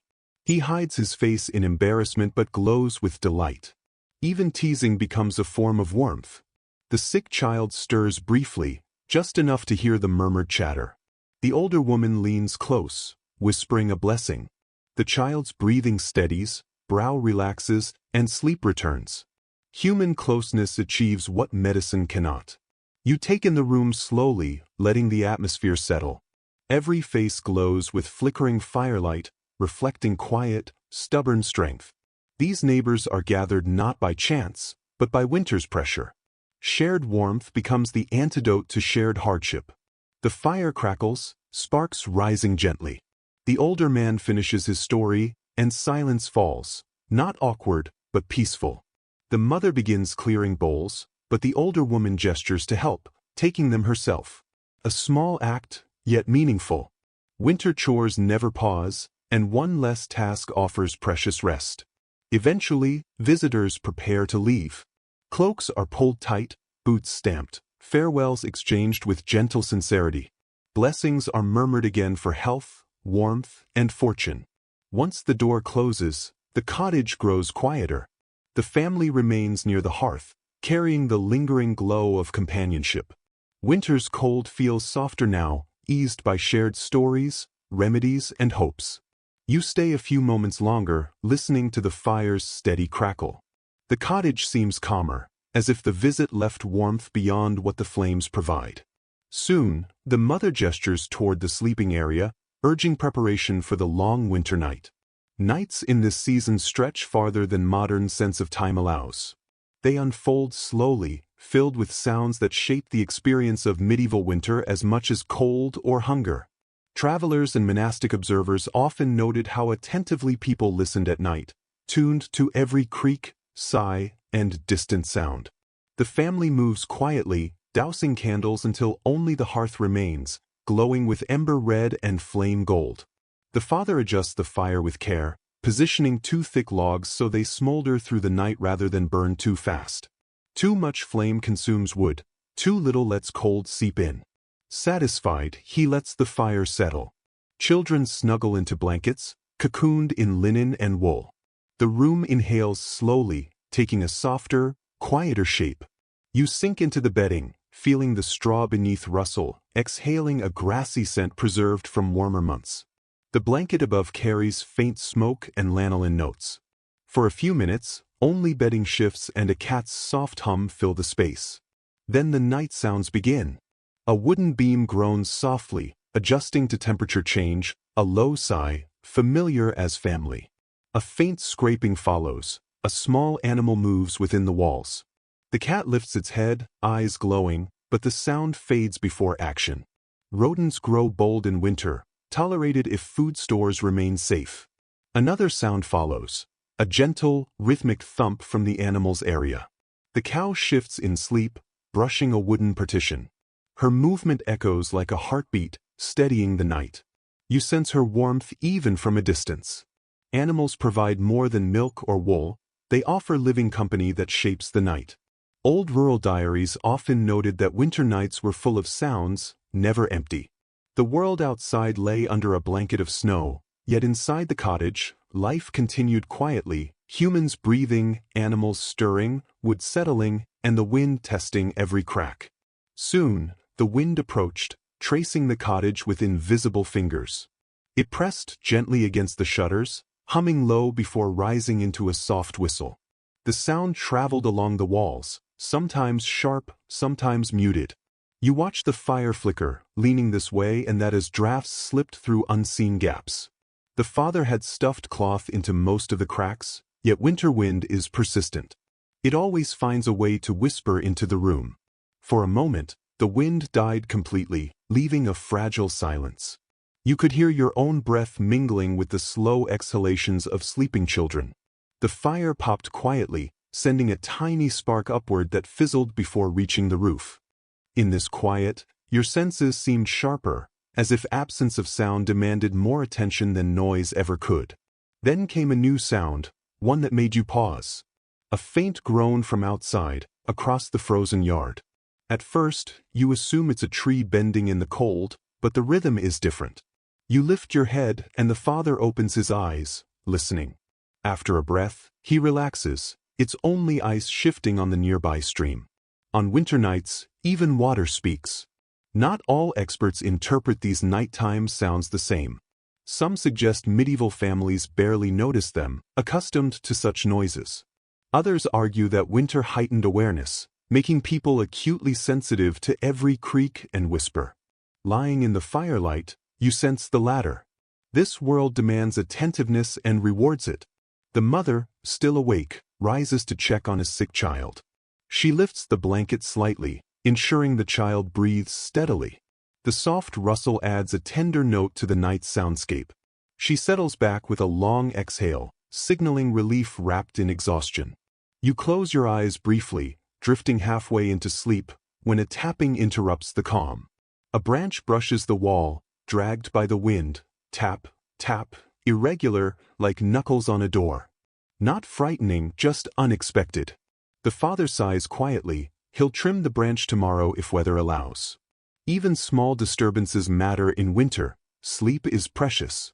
Another sound rises, a low, deep rumble of the pig shifting in its pen, snorting softly, then settling. The familiar noise draws a quiet smile from the older child, who murmurs dreamily before drifting deeper into sleep. Animals, here, have their own nighttime personalities, full of quirks and comfort. Above, the thatched roof responds to the cold. Faint cracking echoes, tiny grains splitting as the roof loses moisture to the freezing air. The sound is subtle, continuous, an ancient winter music older than human tradition. Then the softest sound emerges, snow falling. At first you doubt it, but soon the gentle pattering along the roof becomes clear, like sifted flour landing on wood. Each flake adds to a growing blanket that muffles the world outside, deepening the hush. The cottage feels enclosed, floating in a sound-dampened winter night. A dog barks far away, sharp and brief, muted by snow, perhaps a fox prowling the forest edge. Silence returns like a slow tide. Gradually, the room settles into dreamlike stillness. The fire whispers low, the cat purrs faintly, a child sighs in sleep. You realize these sounds form the soundtrack of countless medieval winters, each carrying meaning, comfort, warning, memory, life. As you breathe deeply, soothed by the layers of sound, the darkness feels less intimidating. The night becomes a living companion, not an empty void. You sink into sleep, lulled by the harmony of creaks, breaths, crackles, and whispers. Winter nights hold their beauty, shaped by sound rather than light. Tonight, wrapped in warmth and surrounded by gentle noises, your eyes close fully, ready for the next chapter. Morning comes slowly. Not to sunlight, but muted gray seeping through shutter cracks. The fire has burned down to embers, glowing faintly like sleepy eyes. Cold creeps across the floorboards and blankets. You shift slightly, hearing straw rustle beneath you. Near the hearth, two small shapes move, children already awake, quietly at work. Their breath forms faint puffs in the chilly dawn, each motion guided by knowledge passed through generations. Medieval records note that children contributed significantly to winter tasks, even at a young age. The youngest boy pulls up woolen stockings with practiced motions, fingers fumbling once or twice but persisting. Beside him, his older sister ties a frayed scarf around her neck and moves toward a small basket filled with tools and scraps of cloth, planning repairs for the day ahead. Their faces are solemn in the cold, but beneath that, sparks of childlike energy shine even in winter. The girl kneels by the hearth, stirring embers with a stick. She blows softly, coaxing a shy flame into a small, steady fire. Satisfied, she sits back. Keeping the fire alive is part of her morning duty. A dying fire costs the family precious warmth and fuel. Rural childhood often included small rituals like warming hands by embers and fetching kindling before the warmth faded. Today, the siblings take their time, content. The boy stretches, rubbing his eyes, and moves to the water jug. A thin layer of ice cracks inside as he lifts it. He shakes it gently, listening to water slosh. Near the fire, the ice will melt, but he handles each drop with exaggerated care, aware of the jug's fragility. Scholars debate how much winter responsibility fell on children. Some say tasks were lightened, others insist winter increased their workload. Watching these two move confidently through their chores, it's hard to imagine winter granting an easy day. The girl carries a small wooden stool to the center of the floor and climbs to reach a rope of dried herbs hanging from the rafters. With nimble fingers, she plucks a sprig of marjoram and hands it to her brother, ready to begin the day. He smiles, tucking the item carefully into a small cloth pouch tied to his belt, perhaps a protective charm, or a scent meant to mask the barn's odors he will face later. Though the tasks at hand are serious, the children move with a lightness that contrasts the weighty duties of the adults. Childhood threads itself through winter life, not by avoiding work, but by finding small joys within simple tasks. The girl approaches a wooden chest and pulls out a bundle of yarn. Sitting cross-legged near the fire, she begins winding it into a neat ball, her rhythm steady. She hums softly, a quiet melody filling the otherwise silent room, blending with the crackle of the flames. For a moment, the cottage feels warmer simply from her song. Her brother kneels beside her, stitching a tear in his mitten. His stitches wobble, sometimes too tight, sometimes too loose, but his focus is unwavering. He bites his lip each time the needle catches. When he finishes, he holds up the mitten proudly. The girl examines it, nods approvingly, and pats his shoulder. Here, encouragement replaces formal lessons. Skills are learned through observation, patience, and gentle correction. The sick child stirs, murmuring softly. The girl rises immediately, checking their forehead as she had seen her mother do the night before. The gesture is confident and surprisingly mature for her age. She adjusts the blanket, tucking it securely around the small body. Her brother watches, wide-eyed, absorbing each movement.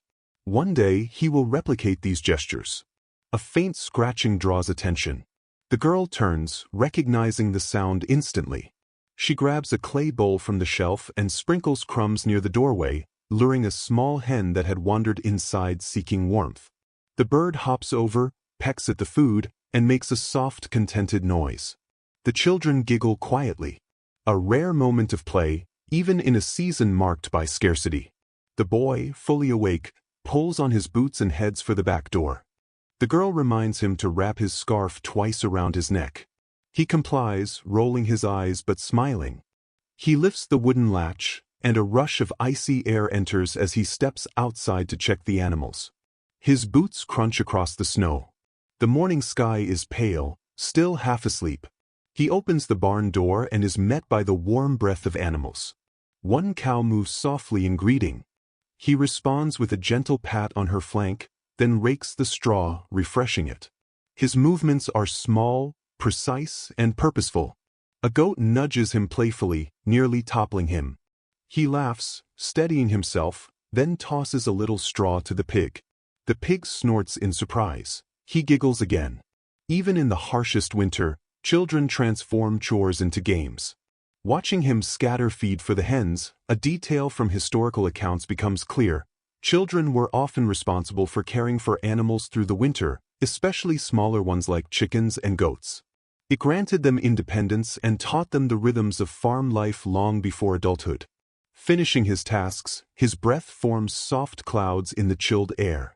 He stands with hands on hips, surveying the animals with quiet pride. The roles he assumes, caretaker, helper, guardian, are shaped slowly, day by day. Winter shapes him as much as he shapes the work around him.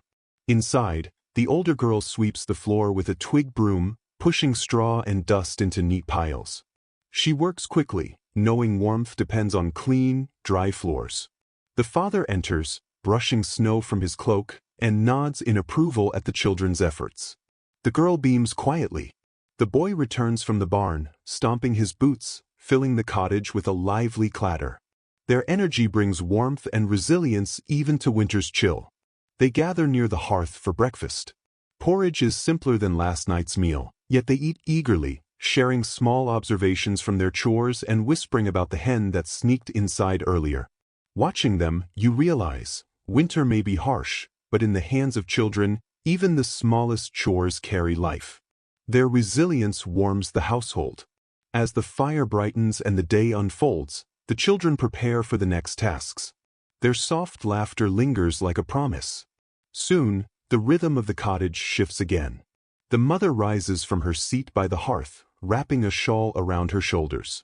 She moves purposefully to a wooden chest, lifting its lid. A warm, gentle scent escapes. Lanolin, dried herbs, old fabrics, and something faintly sweet like barley flour. From this moment, winter's pulse is visible through her hands. Household accounts and monastic letters frequently note that women's winter labor formed the hidden engine of survival, humming beneath the day-to-day cold. She pulls out a spindle and handfuls of raw wool. The fibers cling together like pale clouds.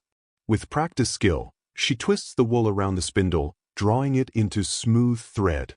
Her movement is fluid and rhythmic, masking its complexity. Thread becomes cloth. Cloth becomes clothing. Clothing becomes warmth. And warmth becomes life through the long winter. You watch, entranced. The soft whir of the spindle blends with the fire's crackle. Her fingers never falter. She turns unruly fibers into obedient strands. Without her work, mending is impossible. Blankets remain torn. New garments never appear. Winter would grow harsher, colder, and less forgiving. A small historical note emerges. In some communities, spinning during thunderstorms was thought to attract lightning, not from magic, but because the sound of whirring spindles supposedly invited storm spirits. Spindles were often kept near the hearth, spun in whispered silence to avoid tempting fate. Whether taken seriously or not, these stories linger in folktales. The girl, having finished sweeping, joins her mother. She sits on a stool with needle and thread, mending a tear in the family's heavy cloak. Her stitches are straighter and more confident than yesterday. The mother glances at her work, smiles softly, and continues spinning. The room becomes a quiet workshop of skill. Not all historians agree on the division of winter labor. Some suggest roles blurred according to need, while others argue that spinning, mending, brewing, and managing the household were largely women's responsibilities. Watching the mother's focus and the girl's eager imitation, it's clear why the debate persists. Tasks shift, overlap, and blend, guided more by necessity than by strict rule. A pot near the hearth begins to bubble. Earlier, the mother mixed water with crushed barley and a small spoonful of dried hops. Now, the mixture simmers, filling the cottage with a rich, malty aroma. She rises to stir it, her movements deliberate and slow. This small batch of ale will be mild, barely alcoholic, but it keeps illness at bay and warms both body and spirit. She pours a thin stream into a cup to test the flavor. Steam curls upward, carrying the scents of grain and smoke from the hearth. Satisfied, she allows the pot to continue simmering. Later, she will strain it, cool it, and store it in a clay jug covered with waxed cloth. Beside the fire, she kneads a ball of dough, pressing it firmly, rhythmically, as if transferring her tension into the soft mass. Flour is precious in winter, yet every few days she bakes 1 or 2 small loaves, mixing grains with scraps of cooked peas or dried herbs. The aroma of baking bread warms the cottage almost as much as the fire itself. The girl rises to help, dusting her hands with a pinch of flour. Together, they shape the dough with practiced ease. The boy lingers nearby, eyes bright, perhaps hoping for a warm crust. Later, the mother taps his nose lightly with a floured finger, and he laughs, his breath puffing in the cold air. Even winter chores allow space for gentle play. Once the dough is set aside to rise, the mother returns to her chest and lifts bundles of dried plant stems tied with string. She spreads them on the table and begins sorting: mint for tea, wormwood for sickness, nettle for broth. Every plant has its season and purpose.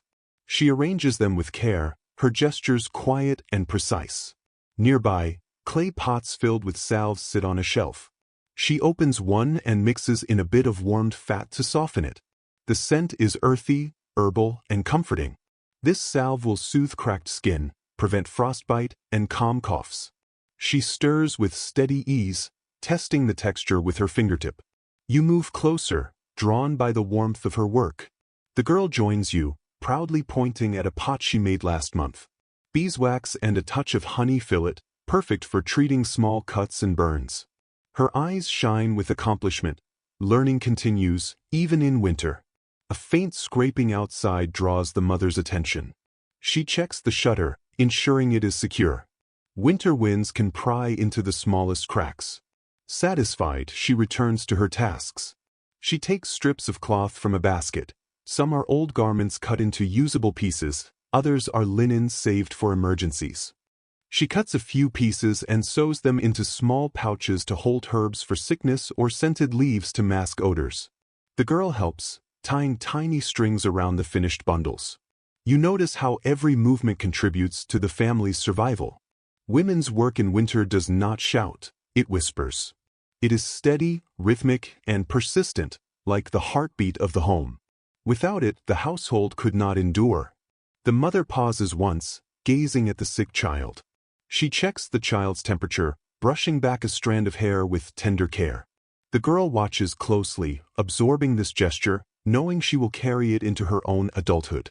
The mother returns to her work, pulling out a worn cloak needing reinforcement along the seams. She threads a sturdy needle and sews the thick cloth with slow, deliberate stitches. Her fingers, roughened by years of labor, move with a gentle familiarity. The fire crackles, warming her hands between stitches. The glow illuminates her face, showing the concentration in her eyes. These winter hours of mending, brewing, spinning, and caring are more than chores. They are offerings, acts of love given without fanfare. After a while, she pulls the rising dough closer to the hearth with a small iron hook. The loaf swells, its surface smoother, its scent fuller. She smiles.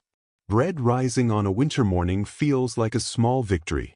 The girl places finished herb bundles in a clay bowl. The mother nods approvingly.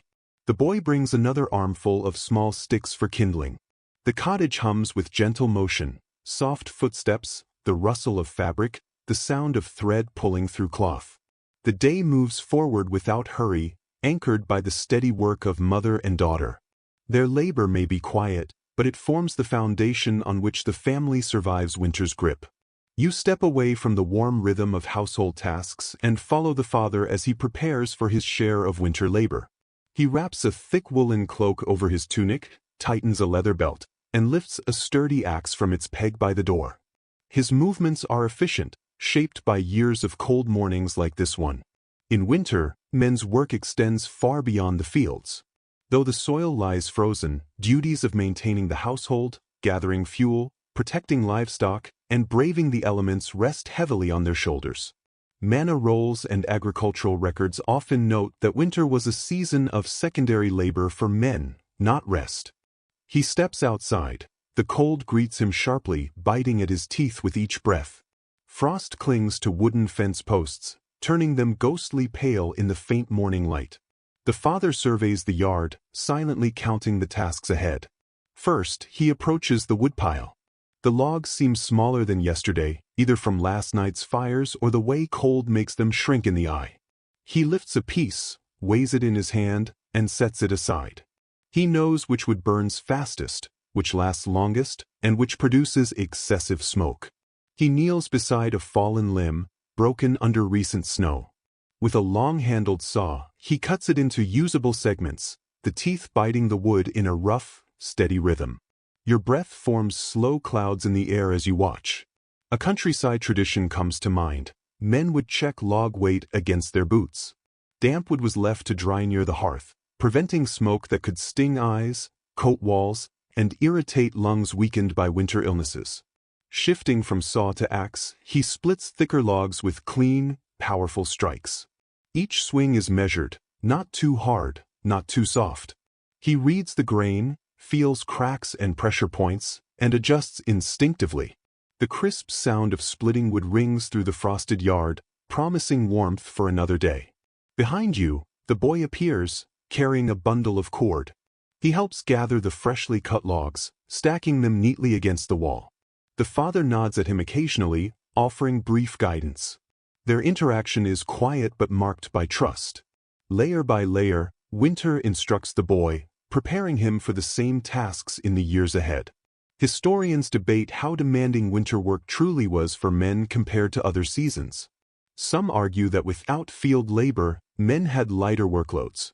Others point to evidence of constant winter duties, repairing fences damaged by storms, checking traps, clearing snow, hauling water when wells froze, cutting timber, maintaining tools, and guarding livestock from predators. Observing the father now, it's clear, winter provides no real rest. It only changes the form of effort. The father brushes frost from his beard and gestures for you to follow toward the edge of the property. Beyond the fence stretches a snow-laden woodland. The air grows colder beneath the trees, yet the forest offers essential resources for survival. He kneels to inspect a snare set yesterday. The trap is empty, but nearby tracks tell their story. A fox passed, brushing against the loop but avoiding capture. He resets the snare carefully, adjusting tension with precision. Hunting in winter is unpredictable. Small animals provide crucial protein, yet they become cautious and scarce as the season deepens.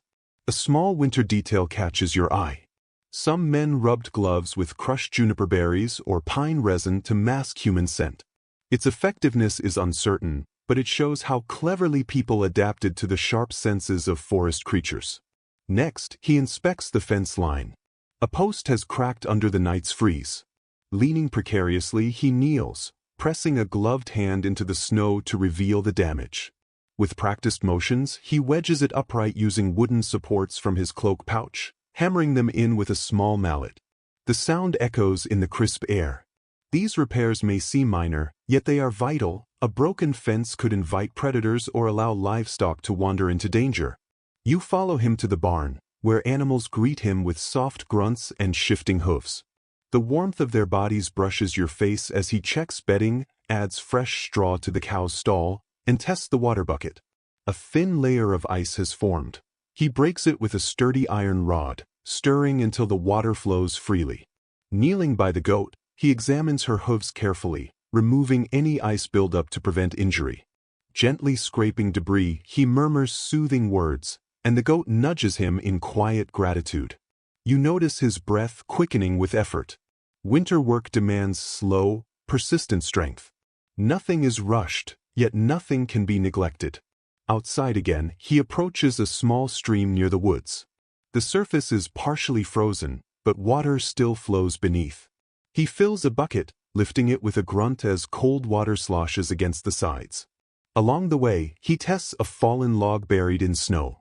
Too wet to burn, he leaves it, knowing wasted effort carries consequences in winter. At the cottage, he sets the bucket down with a heavy exhale. Frost dusts his beard, and the tips of his gloves have stiffened. The mother opens the door, offering a warm cloth, which he presses gratefully to his hands. Children gather around, asking about the forest, the stream, the traps. He answers with short, patient phrases. Their curiosity warms the room more than the fire itself. He sets aside his tools and rubs his shoulders, easing morning strain. The day is far from over. More wood must be moved, repairs made, and indoor chores await as the light fades. Winter work teaches endurance, steady and persistent, not loud or heroic, but shaped by cold mornings, long hours, and responsibilities that do not yield to weather. Finally seated near the hearth, he lifts a steaming cup the mother hands him. The warmth of the fire, bolstered by his labor, fills every corner. It forms an invisible shield against the harsh season. This is the rhythm of winter: lifting, mending, hauling, chopping, guarding, maintaining life through steady strength and patience. As mid-afternoon fades into evening, light thinning to blue-gray frost, the mother sets a rising loaf near the fire. Children settle into small tasks when a knock echoes at the door. Not urgent, but expectant. The father rises, brushes off wood dust, and opens the door to two neighbors carrying baskets.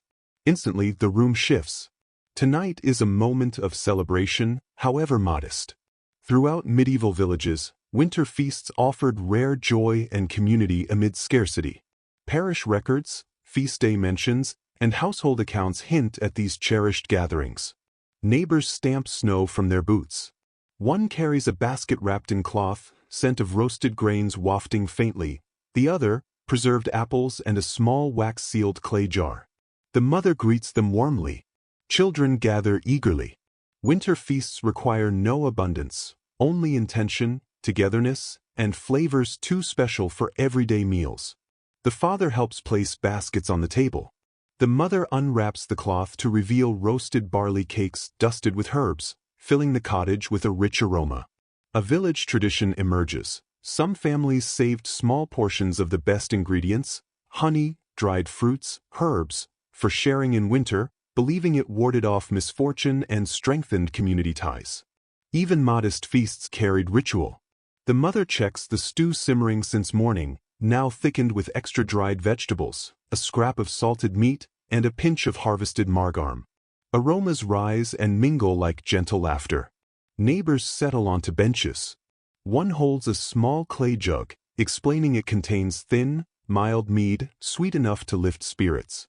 The boy's eyes widen at the thought of tasting it. Not all medieval feasts marked holidays. Some appeared spontaneously, neighbors recovering from illness, a difficult week ending, or simply to bring cheer.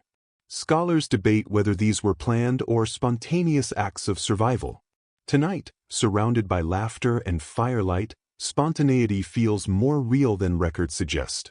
The mother ladles stew into wooden bowls, steam catching the fire's glow. Children cup them carefully with cold hands. Barley cakes, cheese, and preserved apples are passed around. Even a sick child stirs, lifted by a softened piece of barley cake in broth. The stew tastes simple, yet tonight it feels rich, savory, comforting. Each bite is a small triumph over winter's chill. The girl sets a hand-woven mat for the mead jug. Neighbors compliment her work, and she glows, lowering her gaze to hide her smile. Compliments are rare treasures here. The father raises his bowl slightly. Not exactly a toast, but close enough. His voice is gentle as he expresses gratitude for the meal, the company, and the family's continuing health, fragile though it seems. Everyone nods, smiling quietly in agreement. Soon, the neighbors begin sharing stories, the kind reserved for winter gatherings. Past feasts, misadventures in the woods, near encounters with angry geese, and the time a wandering peddler mistook a pig for a guard dog. The children burst into laughter, their joy rising above the cold that grips the world outside. One neighbor recalls a winter feast from years ago, when snow piled higher than the doors and villagers tunneled between houses to share food. The father nods, remembering that as a young man, he witnessed tunnel roofs collapse under heavy drifts. The storyteller admits he might have exaggerated the snow's height, but no one questions him. Winter tales always grow taller over time. As the laughter fades, the girl rises and sprinkles a pinch of dried lavender into a small clay bowl by the hearth. She shyly explains that the scent helps calm nerves during gatherings. An older neighbor chuckles, remarking that lavender was once believed to keep mischievous spirits away at feasts. You sip your warm stew, imagining unseen sprites peeking curiously from the rafters. Winter encourages such whimsical thoughts. Soft humming begins as the mother starts clearing the table. Another neighbor joins, and the humming evolves into a quiet shared tune. You watch their hands move gracefully, clearing bowls and rearranging the space. The tune softens the room like a wool blanket draped over tired shoulders. The sick child lies back, soothed by the warmth and gentle sounds, their breathing steadying. The mother checks on them once more, brushing hair aside before returning to the fire. The father pours a small measure of mead into wooden cups, just enough for a shared sip. The sweetness touches your tongue like a fleeting memory of summer. The children toast with their warm broth instead, tapping gently as if fully participating. Outside, the wind drives snow against the shutters, but the cottage holds firm. Tonight, it is fortified not just by wood, but by the warmth shared among friends, by stories, laughter, and the breaking of bread. The neighbors linger a little longer. The boy proudly shows his mended mitten, and the girl shares a few lines of a song learned from her grandmother. The father discusses with a neighbor which trees might fall under the snow's weight. Every conversation weaves another thread of connection. Eventually, the neighbors rise, bundle up, and step back into the cold. Farewells are soft but heartfelt, promises murmured, and the door closes gently behind them. Silence returns, warm from within. The children sit close together, cheeks flushed from food and excitement. The mother stirs the remaining stew, saving it for tomorrow's midday meal. The father rests his hands on the table, tired but content. A winter feast does not erase hardship, nor shorten the long season, but it reminds the family of something essential. Winter cannot overcome people who share warmth, stories, and small joys. Tonight, the hearth glows a little brighter, and so do the hearts around it. Morning arrives with pale, watery light barely touching the frost-covered village roofs. You step outside with the parents as they prepare for the weekly winter market, a rare chance for villagers to gather supplies, trade goods, and exchange news. Market days in winter might seem impractical, yet early records show these gatherings were vital, linking scattered households through goods and goodwill. The air is sharp, stinging the skin, each breath like powdered ice. Snow crunches beneath boots in crisp layers. The father pulls a small hand sled along the path, its wooden runners gliding over packed snow. The mother carries a woven basket, handle wrapped to protect her fingers. Inside are the goods for trade. A small bundle of herbs, a few skins of freshly spun wool, and a pair of carefully mended gloves from the daughter. The boy trots beside them, bundled so tightly he seems almost round, eyes shining with excitement. Market days are adventures, even in winter. Along the narrow snow-lined lane, other villagers join. Cloaks billow in the cold wind. Boots slip on icy patches. Dogs weave between feet, leaving delicate tracks. Despite the harsh season, anticipation underlies every step. A small custom drifts to mind. Many families sprinkled crushed rosemary or juniper at their door before leaving for market, believed to protect them on the journey. Faint green flecks mark several thresholds. Even in winter, old rituals endure. The path widens as it nears the village square, slightly elevated to avoid spring floods. Today, it is packed snow, smoothed by countless boots. Wooden stalls stand like skeletal frames, roofs thick with frost. Merchants arrange tables carefully to protect goods from freezing. The mother greets a woman selling dried legumes. They exchange a few words, inspecting wares. The legumes are firm, pale, clean. Satisfied, the mother offers a small skein of wool in trade. The exchange is swift and fair. You drift to a pottery stall. Clay bowls, jugs, and pots line the tables, etched with simple patterns. The potter rubs hands together for warmth. He has sturdier wares today, less likely to crack in cold weather. The father examines a thick-rimmed clay jug, nodding appreciatively. The price is high, but admiration is genuine. Historians debate how lively winter markets truly were. Some claim poor weather kept attendance low, others show evidence of active trade even in harsh seasons. Here, villagers cluster around stalls, haggling, laughing, sharing news. Children run through snow while parents negotiate over grain or cloth.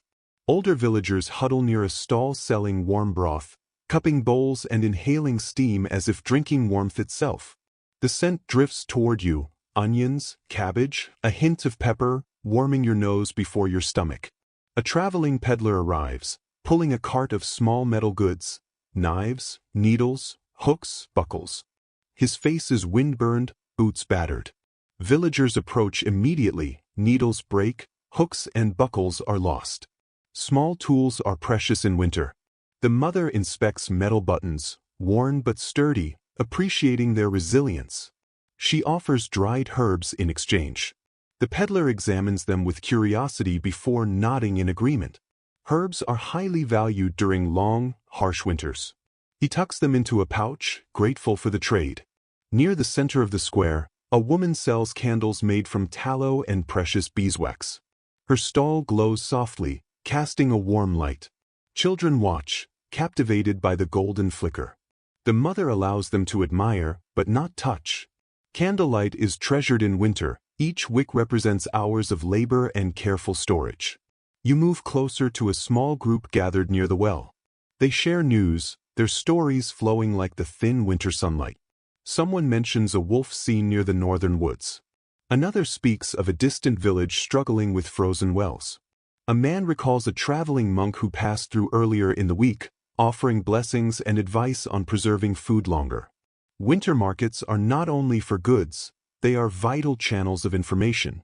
Observations from old accounts become clear. Market gossip often guided survival. Decisions about hunting, mending, conserving, and sharing relied on such news. Information could be as valuable as grain. The father pauses at a stall selling dried fish. He inspects a piece carefully, checking for signs of spoilage. The fish is firm, heavily salted, and still fragrant. The merchant proposes a modest trade. After a moment, the father exchanges a bundle of small wooden dowels he carved earlier in the season. The trade concludes smoothly. Dried fish adds variety to the family's steady winter diet. The boy tugs at your sleeve, pointing to a stall with carved toys. Tiny wooden animals line the table, simple yet charming. He stares longingly, knowing toys are rare in winter. The carver notices and quietly hands him a small wooden bird, a gift of kindness.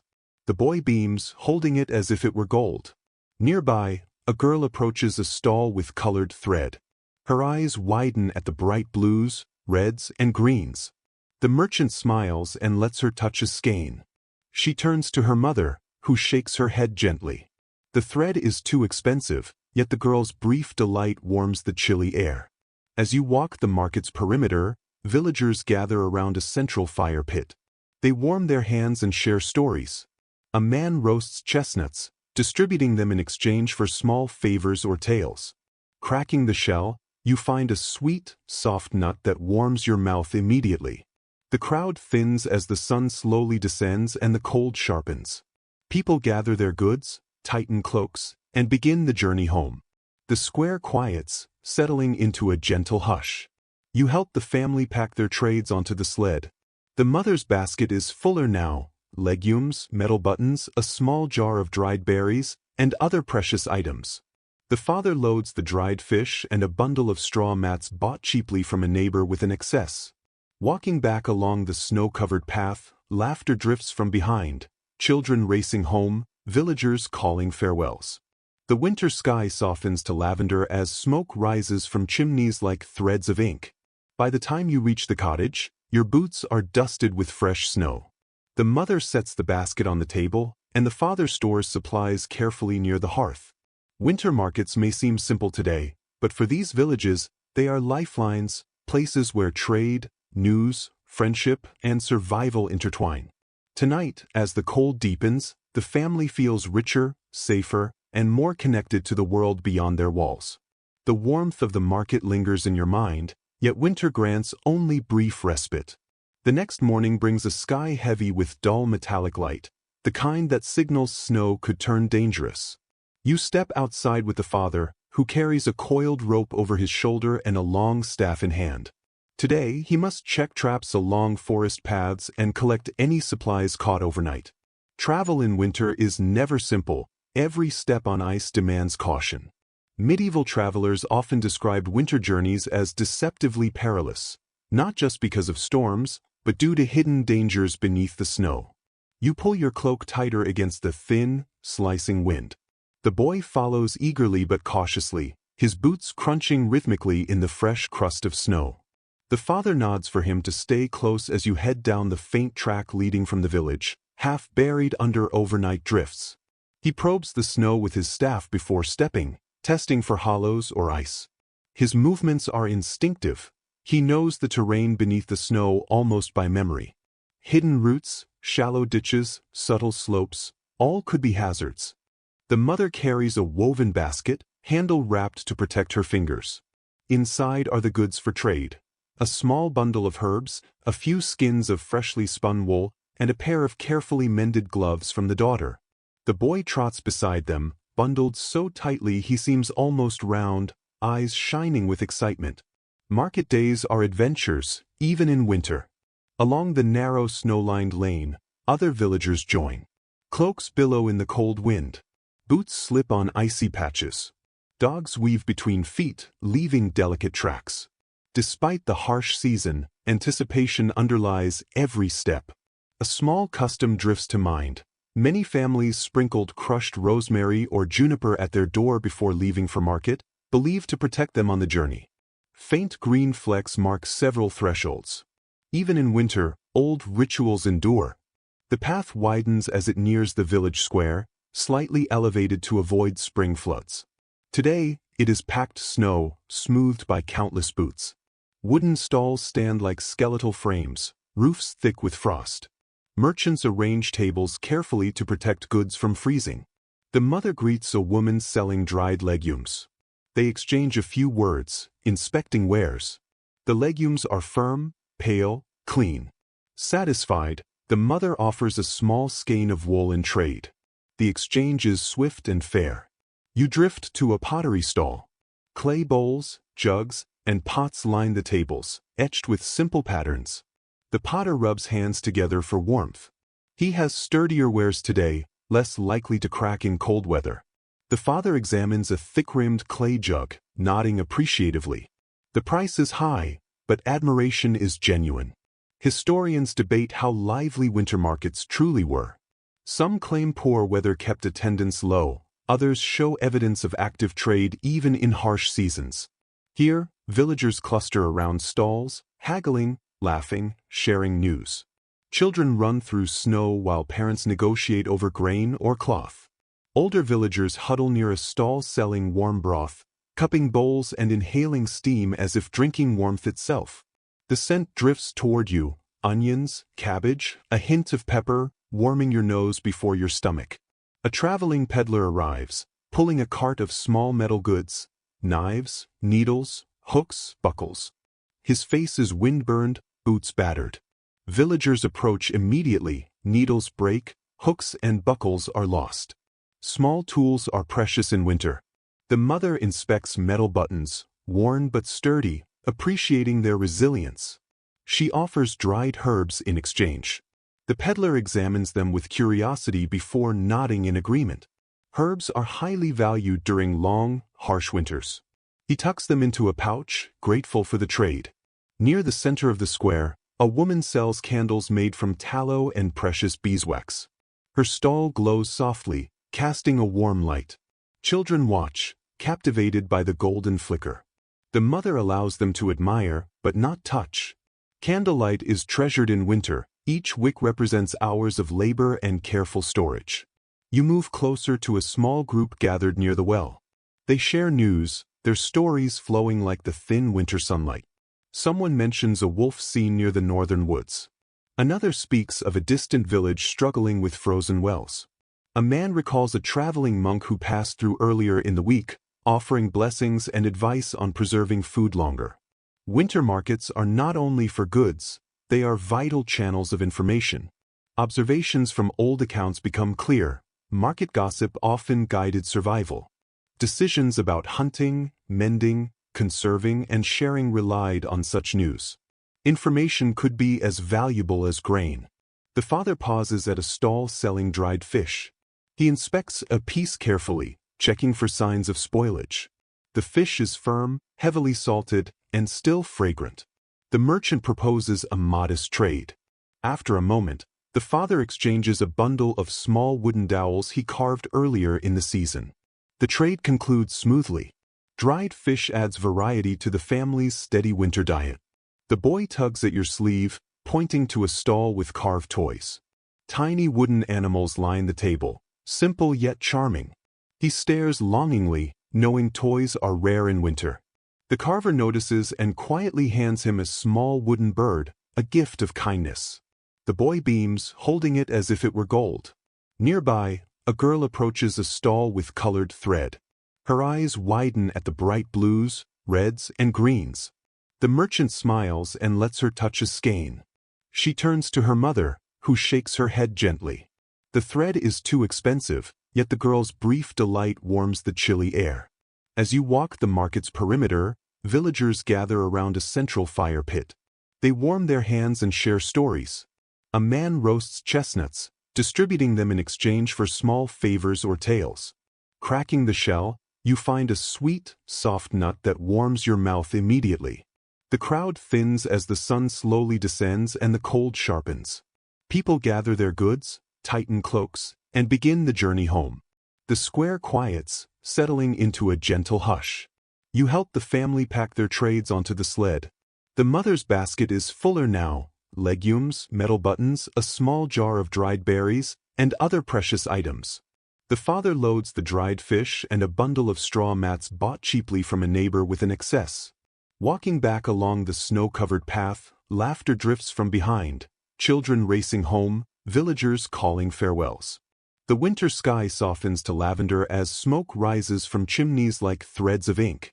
By the time you reach the cottage, your boots are dusted with fresh snow. The mother sets the basket on the table, and the father stores supplies carefully near the hearth. Winter markets may seem simple today, but for these villages, they are lifelines, places where trade, news, friendship, and survival intertwine. Tonight, as the cold deepens, the family feels richer, safer, and more connected to the world beyond their walls. The warmth of the market lingers in your mind, yet winter grants only brief respite. The next morning brings a sky heavy with dull metallic light, the kind that signals snow could turn dangerous. You step outside with the father, who carries a coiled rope over his shoulder and a long staff in hand. Today, he must check traps along forest paths and collect any supplies caught overnight. Travel in winter is never simple. Every step on ice demands caution. Medieval travelers often described winter journeys as deceptively perilous, not just because of storms, but due to hidden dangers beneath the snow. You pull your cloak tighter against the thin, slicing wind. The boy follows eagerly but cautiously, his boots crunching rhythmically in the fresh crust of snow. The father nods for him to stay close as you head down the faint track leading from the village, half buried under overnight drifts. He probes the snow with his staff before stepping, testing for hollows or ice. His movements are instinctive. He knows the terrain beneath the snow almost by memory. Hidden roots, shallow ditches, subtle slopes, all could be hazards. A small winter habit comes to mind. Villagers sometimes scattered ashes on paths to guide their steps. Faint smears of gray under the snow reveal the father used this trick last week. Even half-covered, the trail helps orient your eyes. Ahead, the forest looms, branches bending under ice. The wind makes the trees creak, as if complaining under winter's weight. The father stops at the first snare, lightly covered by snow. He brushes it away, finding the loop untouched. No catch today. He resets it carefully and moves on. The boy spots the next snare first but halts when the father raises a hand. He waits patiently. The father clears snow deliberately, revealing a small catch, a frozen animal hair. He retrieves it respectfully, murmuring thanks. Winter hunting requires thoughtfulness. The stillness and solemnity of the moment settle over the snow. A few steps later, the wind picks up, pelting your face with tiny ice shards. You shield your eyes with a gloved hand. Visibility shrinks, and the father signals a pause. Winter storms can appear suddenly, erasing paths in moments. Medieval navigation relied on landmarks, crooked oaks, boulders shaped like animals, frozen creeks. The father studies the trees, comparing them to memory. His confidence remains, even as snow disguises the landscape. After a long pause, he gestures forward. You continue along the path, the wind nudging your cloak sideways. The boy stays close, gripping the father's coat. Breath puffs rapidly, eyes wide with focus. Every journey in winter shapes him. At the third trap, the father crouches, inspecting the snow. Fox tracks scatter around a sprung but empty snare. He explains quietly how the fox approached, tested the trap, and avoided capture, nature leaving its clever mark. A little farther, the forest opens to a frozen stream, its surface like dull glass under the overcast sky. The father tests the ice edge with his staff. A faint crack sounds, warning, not danger. You step back instinctively. In winter, sound matters as much as sight. One wrong step can send someone into icy water. The father selects a safer crossing, a narrow fallen tree bridging the stream. He guides the boy across first, placing a hand on his shoulder. You step onto the log next. The bark is slippery, but the father's steady hand keeps you balanced. On the far side, the snow feels deeper, clinging to your boots. A nearby hillside is dotted with frost, delicate crystals hanging from twigs and grasses. The boy brushes his fingers over them, watching them shatter in tiny bursts. Even in harsh winter, beauty persists, sparking moments of wonder. As you move on, the sounds shift. The wind dies down, replaced by distant bird calls. A crow caws from a high branch, shaking loose a cascade of snow. The boy jumps as it hits the ground with a muted thump, then laughs softly. Fear and delight intertwine on winter journeys. You reach another set of traps. One holds a small mound of feathers, likely from a bird that escaped. The father resets it with practiced care. Another trap nearby is untouched, its loop still perfectly formed above the snow. Deep footprints nearby catch your attention, larger than any seen before. The father kneels, brushing away the powder. A deer has passed through recently. He studies the tracks, touches them lightly, then shakes his head and continues. Hunting deer in deep snow is too risky. The family will rely on smaller game instead. A faint snow drizzle begins, thin but steady. It settles on your shoulders and into the folds of your cloak. The boy sticks out his tongue to catch flakes, grinning. Despite the cold creeping into your boots, you soon reach the outer edge of the family's trapline. The forest grows denser and darker here. The father approaches the final snare carefully, brushing the snow aside. This trap holds another hare, smaller than the first but still valuable. He secures it to the sled, murmuring, "Thanks once again." The return journey begins. Though familiar, the path feels heavier now with the wind at your back, urging you forward. Snow falls thicker, softening the landscape. The father checks behind him to ensure the sled stays balanced. By the time you reach the stream, the log bridge is buried under fresh snow. He clears it with his staff and guides everyone across. Your breath fogs in the cold air. Village roofs appear through the snow like small islands in a white sea. Relief spreads quietly through the group. Inside the cottage, the mother greets you warmly. She helps remove heavy cloaks and leads the boy to the hearth. The hairs are set aside on a table for later preparation. The father shakes snow from his boots and warms his hands by the fire, the red glow reflecting in his tired eyes. Winter travel is never simple. It demands awareness, strength, and humility. One mistake can turn routine into danger. Yet today, the family returns safely, with food in hand and stories to tell. You settle near the hearth, still feeling the cold in your bones. Outside, snow continues falling, erasing tracks and softening the world. Inside, warmth gathers, leaving the memory of the snowy path lingering like a footprint in your thoughts. The hearth gradually thaws the chill in your hands and feet. The cottage settles into quiet, but as evening approaches, a different attentiveness arises. The fading light stretches shadows across the floor, while the wind whispers through narrow gaps in the walls. Long nights of winter make the unseen feel nearer. Across Europe, villagers relied on charms, beliefs, and stories to navigate winter's darkness. Folklorists note how the season amplified the need for protective symbols. Tonight, the children sit close to the fire, eyes reflecting its glow. The mother hangs a small bundle of dried plants tied with red thread by the door. The boy watches, understanding the gesture: rosemary, yarrow, and bay meant to invite health and ward off misfortune. It is simple but symbolic. Next, the girl retrieves a small clay bowl containing crushed lavender and mint. She sprinkles a pinch onto the hearthstones, releasing a faint, pleasant aroma. The mother explains it refreshes the house. The girl repeats the phrase quietly, taking pride. Some manuscripts note that such scents were believed to keep wandering winter spirits away, whether or not people fully believed. The father takes a small wooden carving, worn smooth from generations of handling, and places it near the window facing outward, silently standing guard. Historical interpretations vary. Some see such practices as casual folk habits, others as deeply meaningful.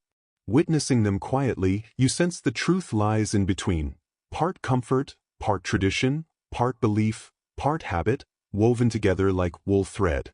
A soft knock startles the room. The boy gasps, the girl tenses. The father opens the door to a neighbor returning a borrowed pot. Even so, winter amplifies every sound. The neighbor warms hands by the fire and mentions a strange flicker near the forest's edge, perhaps a traveler, perhaps moonlight on snow. The father listens thoughtfully. After the neighbor leaves, the mother begins a low, rhythmic story while working. Villagers often shared winter tales in the evening to entertain and teach caution. Tonight, she tells of a woman in white who roams deep winter nights, her footsteps leaving no trace. She is neither threat nor guardian, depending on the teller. The girl listens intently. The boy tries to appear brave but watches the shadows. The girl recalls her grandmother's saying, "The wind carries voices on nights like this." The father chuckles, ruffling her hair, neither dismissing nor affirming the idea. Mystery is a common companion of long winter nights. The sick child stirs. The mother soothes them with a touch and hums the story's final lines until sleep returns. Outside, the wind shifts, moaning steadily around the cottage. The father checks shutters, pressing cloth into the seams. The girl helps secure a loose peg. The boy whispers, "Maybe the wind warns of snow." The father nods. Old-timers believed wind like this signals the weather deciding. He returns to the table, sprinkling coarse salt near the door, a quiet gesture of protection, calming in its simplicity. A faint tapping on the roof draws attention, snow sliding from thatch or a small animal seeking warmth. The children huddle closer to the fire, senses sharpened to layered sounds. Wind, soft drumming, shifting beams, and the fire's whisper. The mother lights a small tallow lamp, placing it on a low shelf. The flame steadies, flickering shadows recede, and the boy leans forward, watching carefully. It glows with a golden warmth, carrying a faint scent of melted fat. Winter beliefs persist not out of fear, but because the season naturally invites wonder. Long nights spark imagination. Strange sounds echo more sharply. Dim light shapes shadows that seem alive. Moments of uncertainty inspire stories passed from elders to children, weaving communities together. The girl sits quietly, hands folded, thinking deeply. At last she asks her father if snow can listen. He smiles gently, saying that snow listens only to footsteps and remembers their warmth. The mother chuckles softly, adding that snow also remembers kindness, whether spoken seriously or in jest. The words settle over the room. As evening deepens, the family begins their quiet bedtime routines. The mother checks the herbs hanging above the door. The father ensures the carved figure by the window remains steady.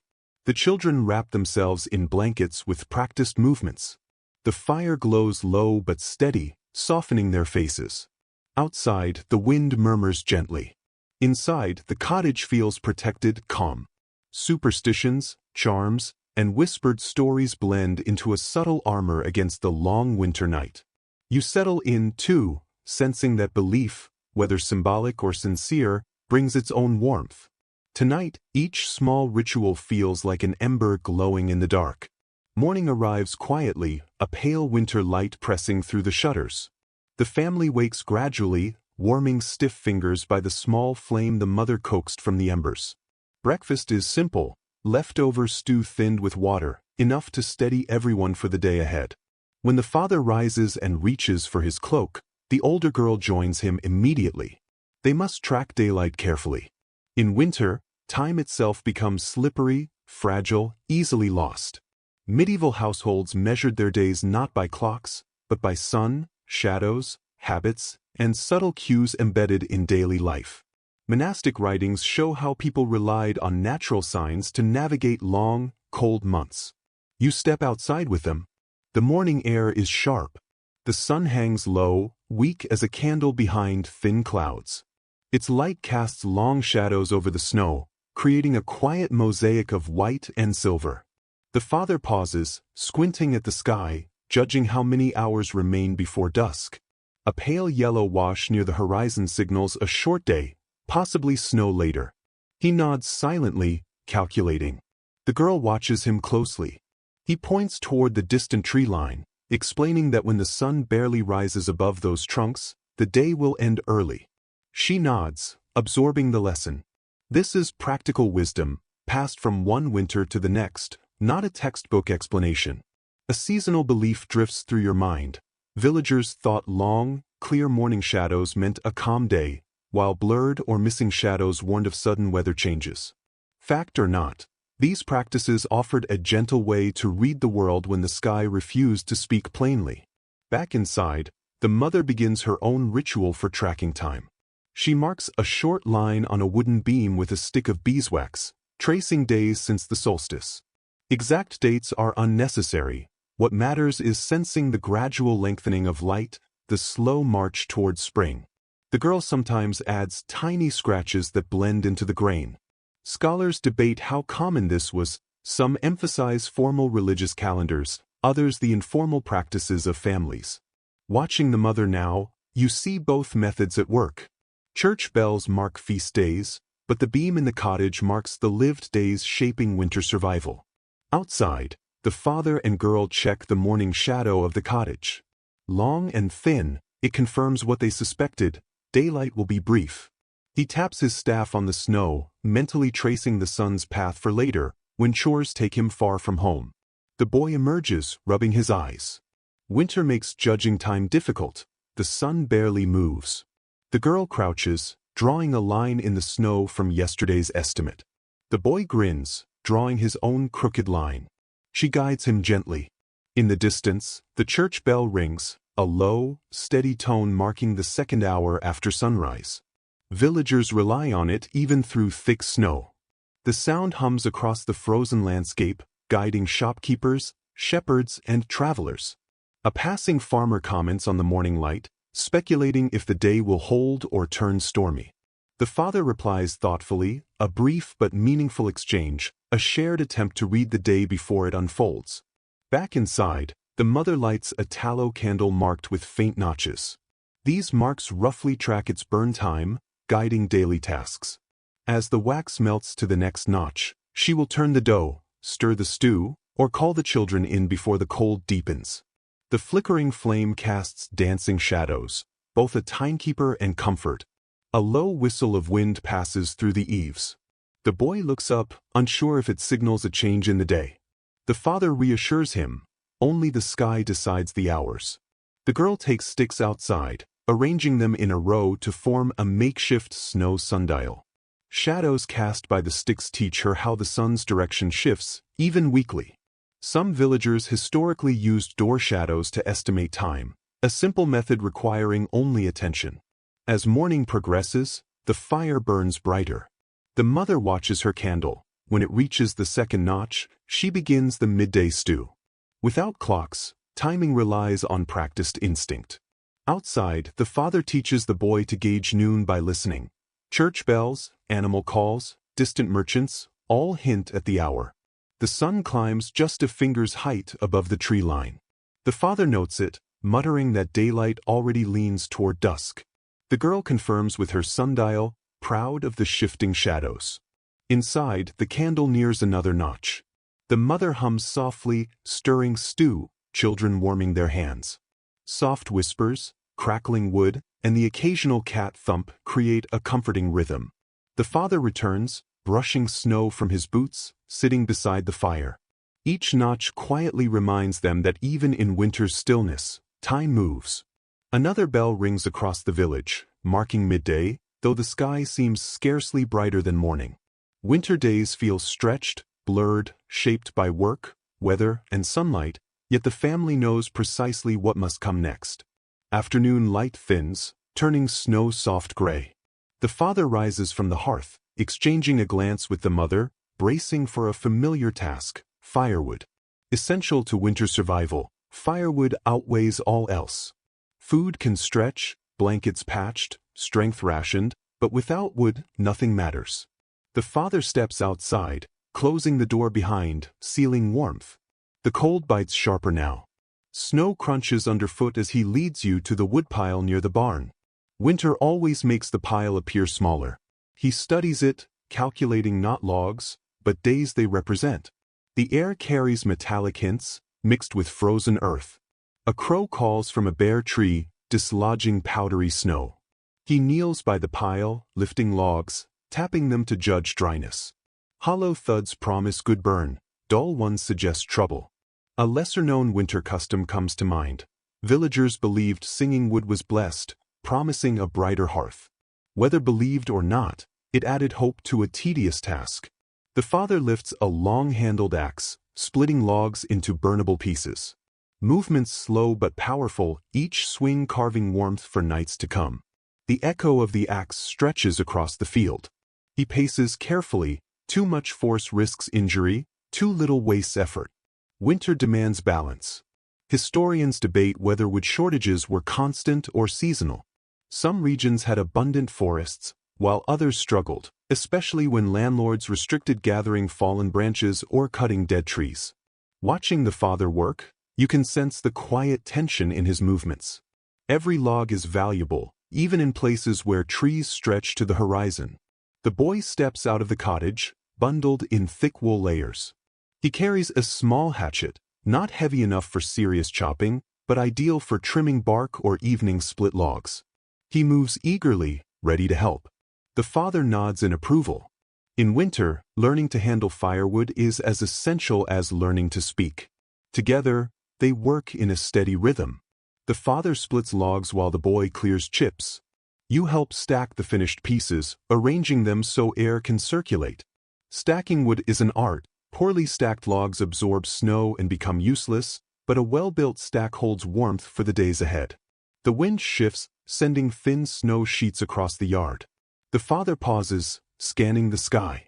A dim haze gathers near the horizon. A storm approaches. The urgency grows. Storms can trap families indoors, making these last hours of daylight vital. He moves to an older woodpile by the barn, filled with awkward, half-rotted pieces. The boy wrinkles his nose, but the father quietly explains that these scraps will serve as kindling. In winter, nothing goes to waste. As you gather the smaller pieces, The cold bites even through your gloves. Snow underfoot shifts with each step, and breathing comes in quick bursts. Simple tasks become demanding under winter's grip. A small fox appears near the tree-line, its red coat bright against the pale landscape. It watches, then darts away. The boy points excitedly, the father simply smiles. Winter wildlife is a quiet reminder that life continues even in frost. Back at the cottage, the mother and daughter bring in the freshly cut logs. Warm air spills out, wrapping around you.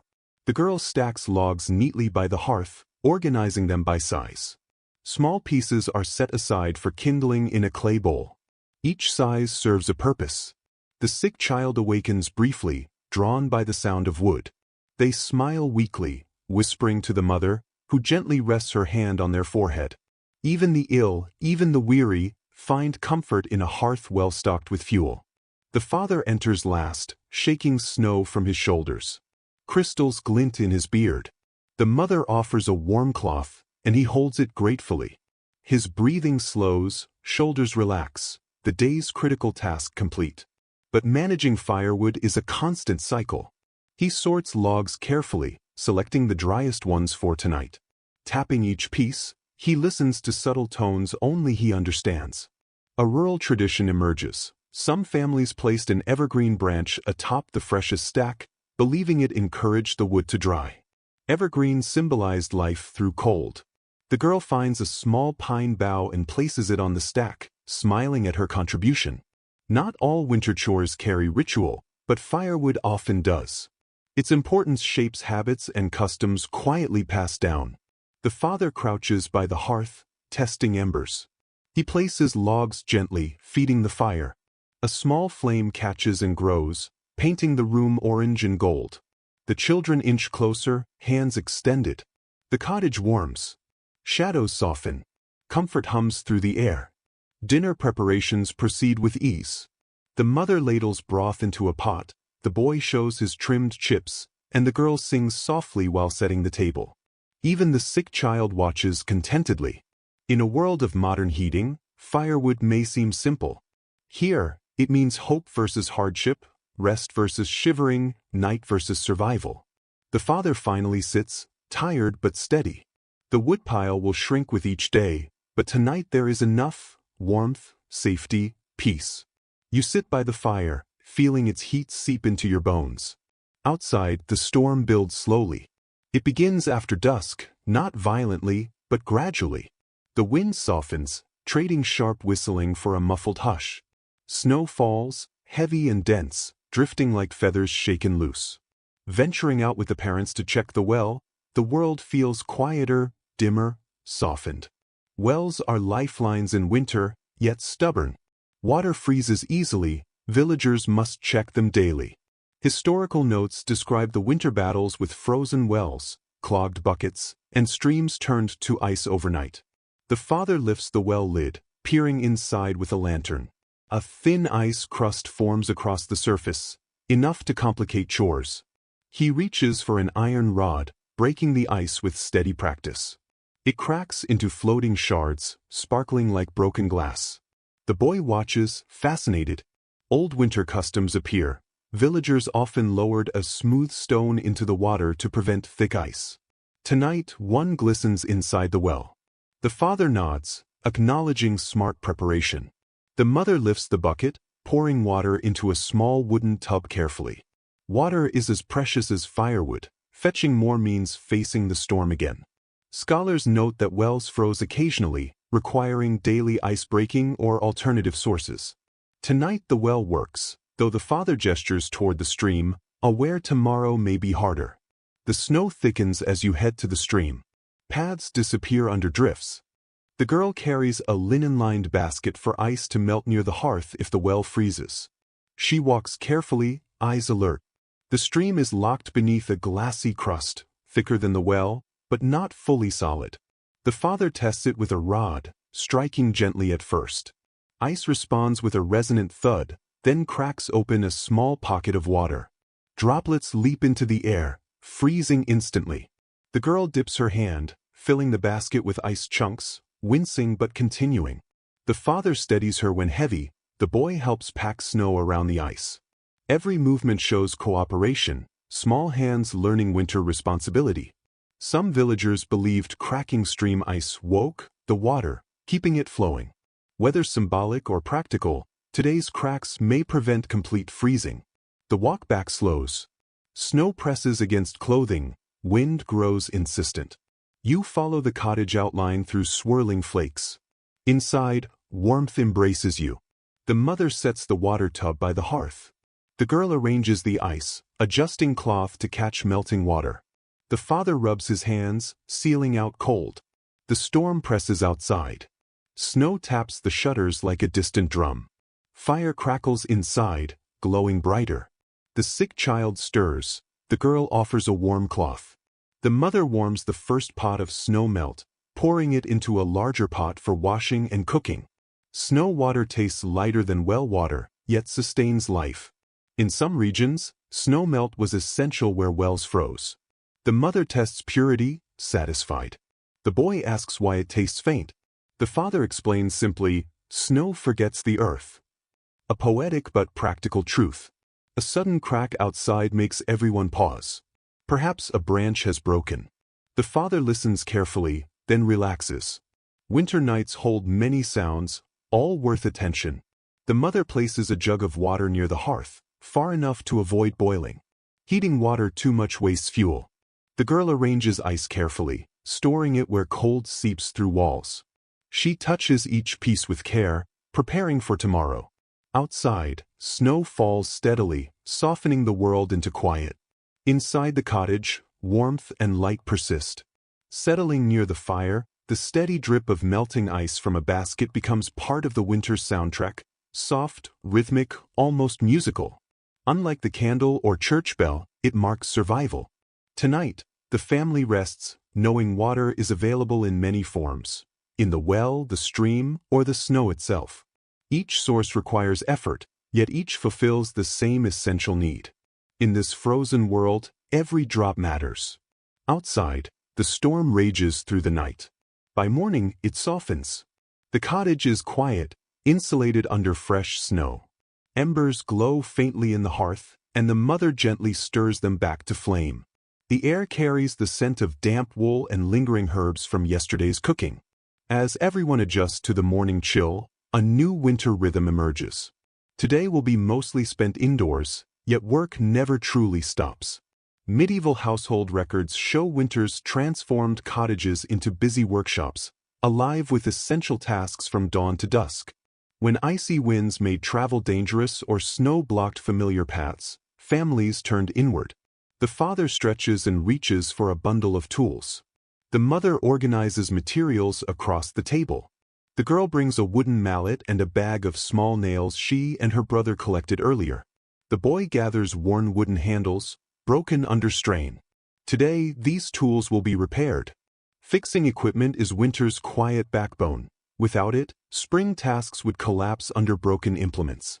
The father sits on a low stool near the hearth where the light is strongest. He examines a cracked rake handle, trims the damaged section, and shapes a new end with a small knife.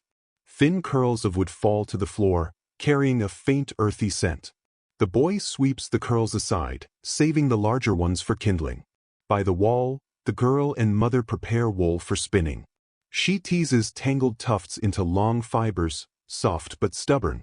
Historical notes mention families sometimes sang while carding wool, believing calm hands smoothed it better. Today, the girl hums softly. Whether it helps the fibers or not, the work feels gentler.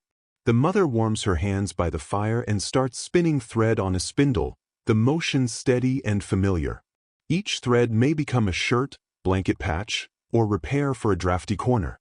The room fills with the sounds of spindle whirring, mallet tapping, wool brushing, and quiet chatter. Indoor winter has its own music. Historians differ on how to interpret indoor winter work. Some see it as a time of domestic creativity, even comfort. Others view it purely as survival, demanding constant effort. Watching this family, traces of both perspectives appear. Tasks are necessary, yet meaningful, skills practiced, stories shared, hands kept warm. The boy brings a broken wooden spoon to his father. Rather than discard it, The father trims the jagged end, drills a peg hole, and inserts a carved peg. A few taps of the mallet make the spoon functional again. The boy runs his thumb along the new seam, proud. Winter teaches the value of small victories. Across the room, the mother and daughter begin weaving. Layers of old cloth are tightly woven into a mat, likely for the animal stalls or hearth insulation. Every scrap serves a purpose. Historical accounts note that families sometimes used frayed mats to fill wall gaps during harsh winters. That mat may soon serve that very purpose. The father sharpens knives, a sickle, and a dull hatchet. Scraping against the stone creates a rhythmic sound, sparks occasionally leap. The boy steadies the sharpening stone, learning through observation. Nearby, the mother prepares barley dough, the girl assisting, dusting flour onto the table. Kneading warms their hands, fills the cottage with the scent of grain, and promises sustenance. Once the dough rises, the girl returns to wool, stitching patches onto a thin blanket. Her tight, even stitches carry generations of knowledge. The sick child wakes, weak but breathing easier. The mother settles them near the hearth, while the girl reads a story of a traveler braving snow to reach warmth and food. The boy, restless, carves a small wooden whistle, guided by his father's quiet advice. The pride in his effort matters more than the finished product. The wind presses lightly against the shutters, yet the cottage remains firm. Inside, labor continues. The mother shapes the loaf, brushing it with melted fat. The father fits a newly carved handle to the door latch. The children fold mats. Tired hands are shared tasks, a quiet cooperation born of necessity. Tiny repairs, shifting boards, wooden pegs, form the invisible scaffolding of survival. The cottage smells of bread, wool, wood shavings, and smoke.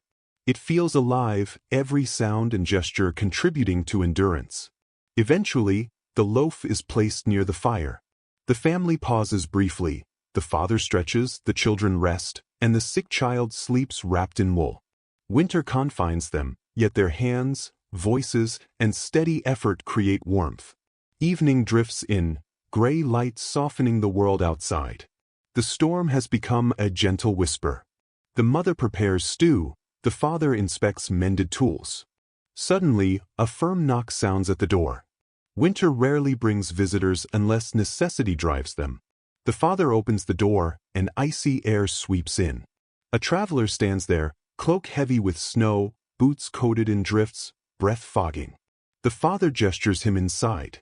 Hospitality in winter is vital. Morality, tradition, and practical wisdom all insist. The traveler thanks the family, removing his hood to reveal a wind-worn face. The mother offers a warm cloth, the girl a cup of broth, while the boy observes. Travelers carried small tokens to show peaceful intent. A red cord on his cloak signals trustworthiness. The traveler settles near the hearth, warmth restoring his voice.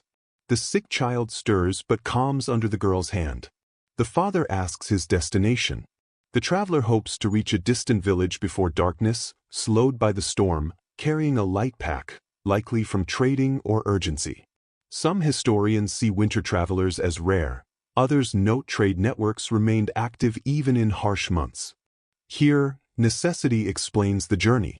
The mother seats him at the table with a hearty bowl of stew, barley, dried peas, a hint of salted meat.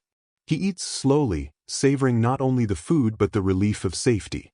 Between spoonfuls, he recounts a neighboring village struck by persistent fever, icy bridges, overturned carts, and mules slipping on frost, details that capture the children's attention and concern the father.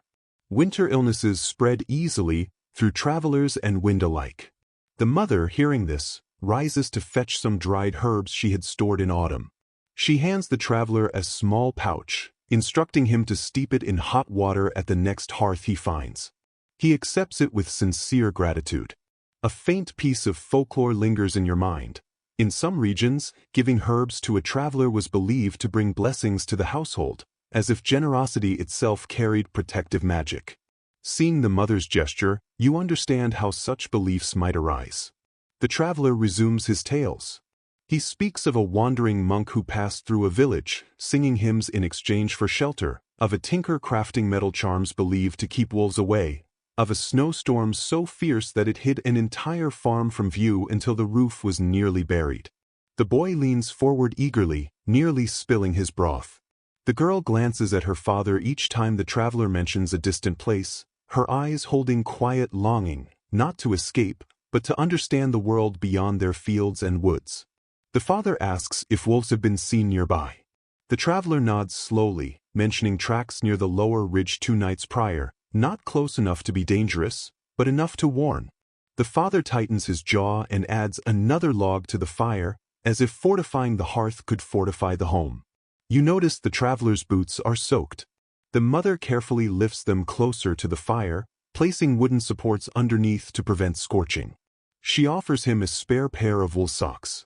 He hesitates, such gifts are rare in winter. She nods firmly and he accepts, bowing his head in thanks. The girl shows him the small wooden bird the boy got at the market. He smiles and recounts knowing a craftsman who carved birds so lifelike they fooled real sparrows. The children gasp, unsure if he speaks truth or playful exaggeration. A gust rattles the shutters. The fire flickers. The traveler glances toward the door, measuring if the storm has eased, but the mother insists he remain until morning. The father agrees. The storm will only worsen, and snow can erase roads quickly, even for an experienced traveler. He nods, accepting their care. The father lays spare blankets and a straw mat near the fire. The traveler removes his cloak, revealing a leather satchel tied to his belt, and sits heavily, exhaustion settling like a layer of snow. The mother hands him warm, thin ale. He sips slowly, relaxing, his shoulders easing. Tonight he is safe, and so is everyone in the room, warmed not only by fire but by shared presence. The sick child opens their eyes briefly. The traveler offers a small wave. The child smiles faintly, reassured. The family prepares for rest as the storm murmurs outside, less threatening now. The hearth glows across familiar and new faces alike. Visitors in winter can bring information, warnings, burdens, or kindness. Tonight, the house holds a little of each. Settling by the fire, you sense how welcoming a stranger can deepen a home's warmth from within. Night thickens around the cottage, cold pressing against the walls. Inside, shared presence lingers. The traveler sleeps lightly near the hearth, wrapped in blankets, breathing steady but cautious, as if trained to listen while resting. The fire glows low, embers shifting with drafts. You lie awake a moment longer, listening to the layered sounds of sleep, the father's soft breaths, the mother murmuring in dreams, the faint rasp of the sick child. Winter nights weave these into a fragile melody. Morning arrives with thin, filtered light. Snow pressed against the shutters softens the sun. The mother stretches, rekindling the fire. The air slowly warms, carrying hints of last night's stew. The traveler wakes with a quiet groan, rubbing his stiff shoulders. He appears older, weariness etched in fine lines, yet thanks the family warmly. The night beside the fire has restored some strength. Breakfast is simple, porridge thinned with melted snow and a few scraps of dried fruit. He eats gratefully, blowing on each spoonful. The boy studies him curiously. The girl keeps glancing at the satchel, wondering what secrets it holds. After breakfast, the traveler prepares to leave. He shakes out his dry cloak and secures his satchel. The mother gives him a small parcel of the herbs and a slice of fresh barley bread. He tries to refuse, but her gentle insistence wins, and he bows in acceptance. A little-known winter practice comes to mind. Some travelers tied a small knot in their cloak string before venturing into deep snow, symbolically binding their path and focus. You notice him pause, fingers hovering over the tie longer than needed. Scholars debate whether such rituals were isolated or a quiet, shared culture among those relying on intuition as much as skill. Watching him, you sense the weight of belief in a harsh season. The father offers to guide him partway to the main path. The traveler agrees, aware fresh snow can erase tracks. The boy rushes for his boots, but the father shakes his head. Snowdrifts nearly reach the boy's knees. This morning's walk is for adults alone. The traveler crouches, placing a hand on the boy's shoulder in thanks, then praises the girl for her attentive listening, telling her she may one day be wiser than many grown folk.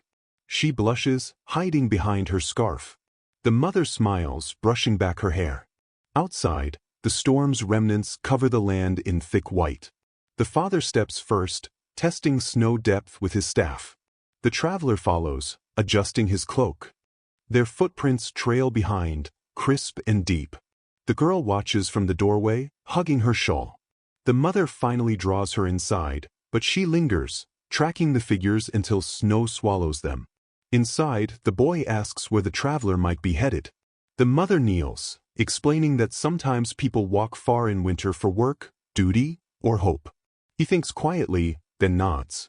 She turns to the hearth, stirring embers and adding a log. Flames leap, filling the room with warmth. The sick child stirs. She brings them warmed water, steadying their breathing. She kisses their forehead before rising. While the father is away, the children begin chores. The girl patches their heaviest cloak. The boy sweeps snow from the doorway. The soft brushing of the broom blends with crackling wood. In some communities, morning sweeping was believed to clear not only dirt but lingering misfortune, a symbolic renewal. The girl finishes, holding up her work. The mother praises her, smoothing the seams. Pride beams on her face. Every skill learned this winter will aid her in seasons ahead. A gust rattles the shutters. The mother inspects frost patterns, branching crystals glinting in morning light. She traces one with a fingertip and nods. A small sign, cold but stable weather. Soon, the father returns. The traveler insisted on walking alone once paths were visible.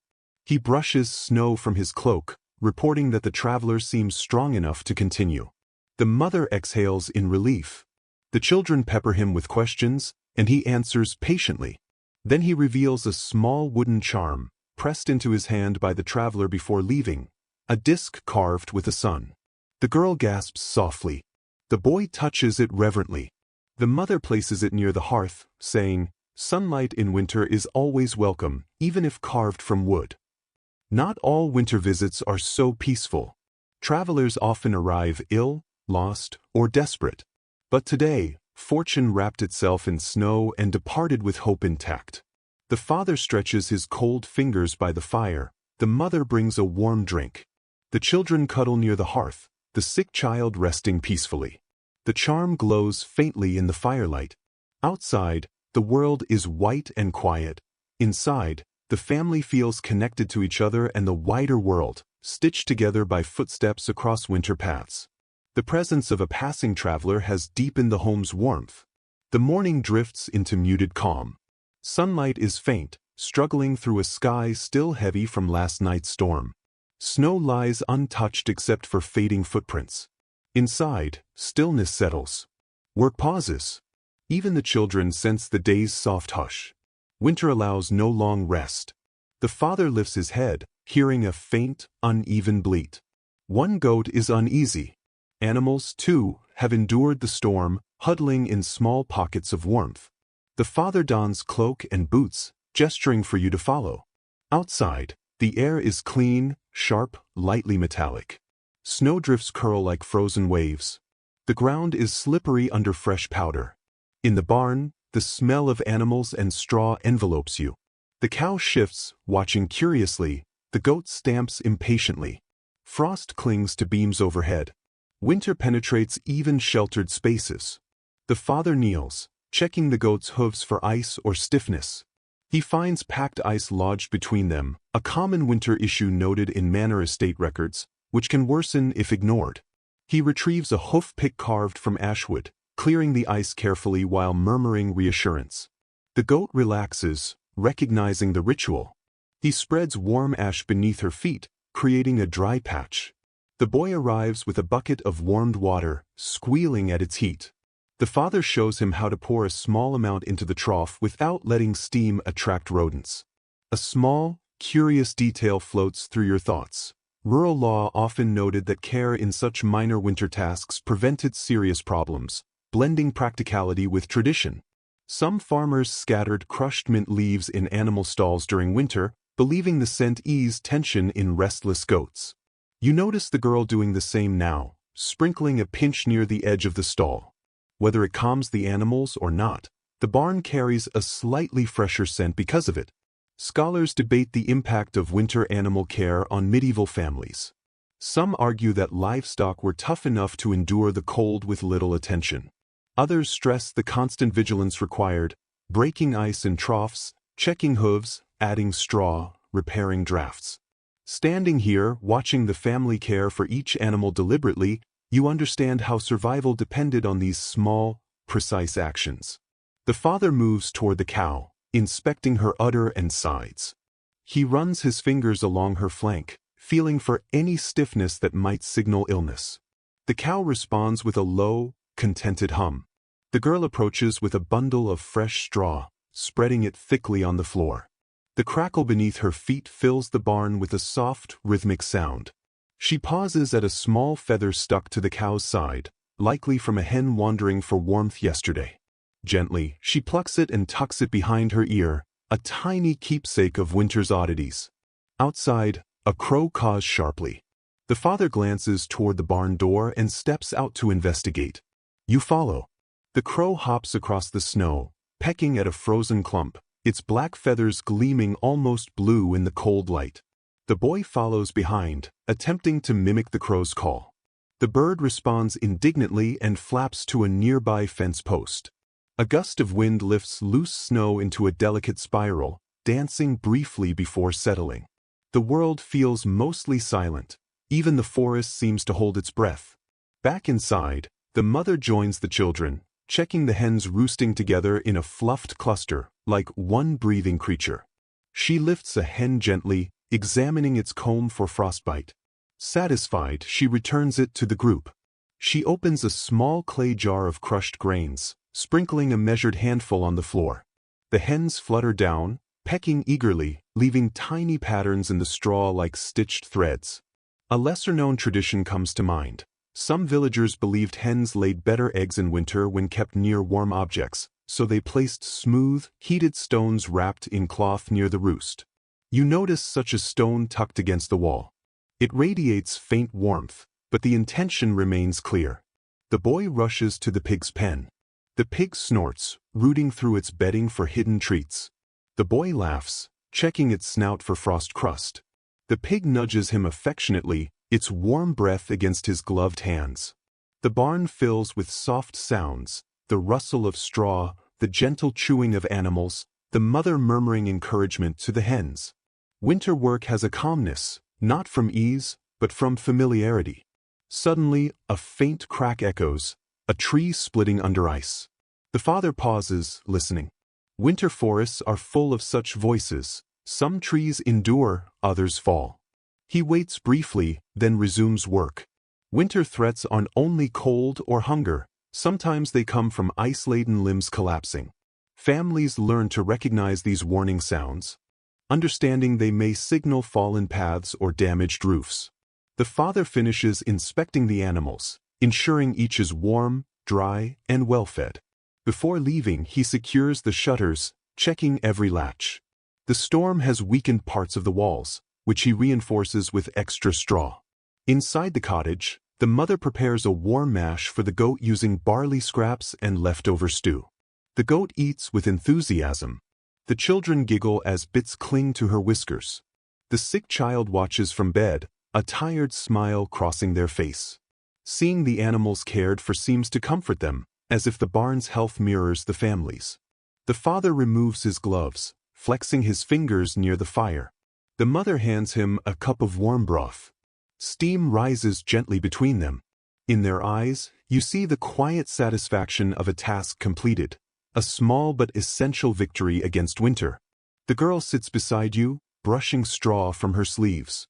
She whispers that when spring comes, the animals will roam freely and the barn will smell of fresh grass, not cold wood. Her voice carries both longing and certainty. For now, winter rules, and caring for the animals is a daily act of devotion, sustaining the family's life and future. As the fire crackles, the family gathers briefly. Outside, the sky is pale and still. Inside, the warmth of completed work blankets everyone. In winter, tending animals is more than labor. It is a reassurance that life persists through frost and silence. By midday, snow settles into calm stillness, muffling the world. In the cottage, the fire burns steadily. The mother's loaf cools on the table. The children quietly play with yarn and carved wood. After morning barn work, they take a brief pause. But winter allows only small crumbs of rest before the next duty, the storehouse. The father dons his cloak. The mother watches, worry tightening her expression at the thought of opening the storehouse door. Winter structures are rarely mentioned in history, yet they feature in estate inventories and village records. They are survival's heart, precious and vulnerable. You follow the parents outside. The girl bundles herself and joins, while the boy stays inside with the sick child. Snow packs under your boots. A faint wind stirs powder into spirals. The storehouse stands at the yard's edge, built of thick timber with a low, heavy roof to trap heat, a careful design honed over generations. The father unlocks the door with a wooden peg. A cold draft escapes, scented with grain, straw, cured meat, and dried herbs. Inside, the space is dim but orderly. Bundles of root vegetables rest along one wall, wrapped in straw to prevent rot. Cabbages hang from beams, dry on the outside but firm at their core. Baskets of onions release their sharp scent. Sealed jars of beans sit untouched. Strips of salted meat hang at the back, preserved from last year's labor. The mother's eyes linger on them, weighing gratitude and rationing. A small detail emerges. Some families buried carrots or turnips in sand-filled barrels to preserve them. The father lifts one lid, revealing bright orange roots safe under fine sand. He removes two carefully, brushing off grains before handing them to the mother.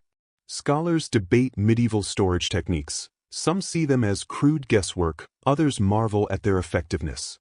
Here, in the cool storehouse air, both perspectives are evident. Simple, yet ingenious methods that preserve life. The mother checks grain sacks, pressing her hand into the oats for moisture or pests. Her fingers dusted in pale flour, she nods, satisfied. The girl carries a small lantern illuminating rafters, clay jars, and crates. A few dried apples hang from a string, shriveled but sweet-smelling. She chooses one. The mother encourages her. Fruit is rare now, and the girl's eyes brighten. A crackle outside makes the father pause. He listens, hand on the doorframe. Perhaps a falling icicle, perhaps a snow-laden branch. Winter sounds can mimic danger. Families learn to distinguish them. This time, it's harmless. The mother opens a small chest, revealing beeswax cakes saved from last summer. Wax is essential for candles and salves, and must be rationed carefully. She selects one and closes the lid. In a corner, a clay jar hidden in straw contains dried herbs, thyme, mint, and a little sage, the last medicinal plants until spring returns. She examines the supplies carefully, her face thoughtful. There's enough for a few more months if rationed wisely. Near the door, a row of clay pots holds preserved broth fat, each sealed with a hardened layer of grease. This fat flavors thin winter soups and provides essential calories. The father tests each seal with his thumb, ensuring none are broken. A faint scratching draws attention to the lower wall. The father kneels and notices tiny tracks in the straw. Mice, persistent winter visitors. He sets a small trap, a wooden box balanced on a stick with bait inside. The girl whispers a tiny good luck charm over it. The father smiles. Whether charm or habit, every action matters. A lesser-known practice recorded in village notes becomes evident.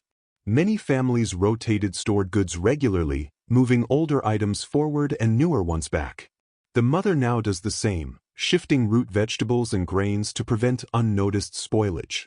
Organization becomes a quiet weapon against hunger. The father lifts a wooden lid covering a pit in the floor. Inside, frozen fish wrapped in linen glimmers with ice, perfectly preserved in winter cold. He inspects each piece before closing the lid again, a hidden insurance against late storms. The girl climbs a small ladder to inspect hanging onions, squeezing each to check for softness. One yields too easily. She hands it to her mother, who tosses it outside for the animals. Waste is sorrowful but unavoidable. The mother counts jars, measuring supplies mentally with practiced precision. Winter transforms this room into a ledger of survival. Meanwhile, the father tests the storehouse's structure, pressing walls, checking beams, examining the door hinge. A single crack could let in cold, moisture, or pests. The girl observes closely, absorbing each gesture. A gust rattles the door. Snow trickles from the roof. The lantern flickers. The family pauses, listening. The father steadies the door. Slowly, the wind settles into silence. The storehouse holds more than food, it holds time. Every jar, vegetable, and dried leaf represents labor from warmer months, stored like trapped sunlight. The mother gathers 2 carrots, a handful of onions, some dried herbs, and a small beeswax cake. The father takes 3 logs from the emergency stack, and the girl holds her single dried apple with reverent joy. Before leaving, the father gently closes the door, sliding the peg into place. The storehouse sinks into quiet, cold slumber. Back in the cottage, warmth feels brighter, richer. The mother sets vegetables on the table, preparing the evening meal. The girl nibbles her dried apple slowly, savoring each bite. Every storehouse visit reminds them of the balance between enough and not enough, planning and hoping, what the earth gives and what it hides. Tonight that balance holds. As evening falls, the family completes another cycle of winter tasks. The hearth glows, carrying the aroma of cooking carrots and onions. The sick child breathes easier. Parents share quiet glances of relief. A stillness settles over the cottage, the gentle quiet of a long winter evening inviting voices, stories, and reflection. Medieval winters were not only times of hardship, they were also times of storytelling.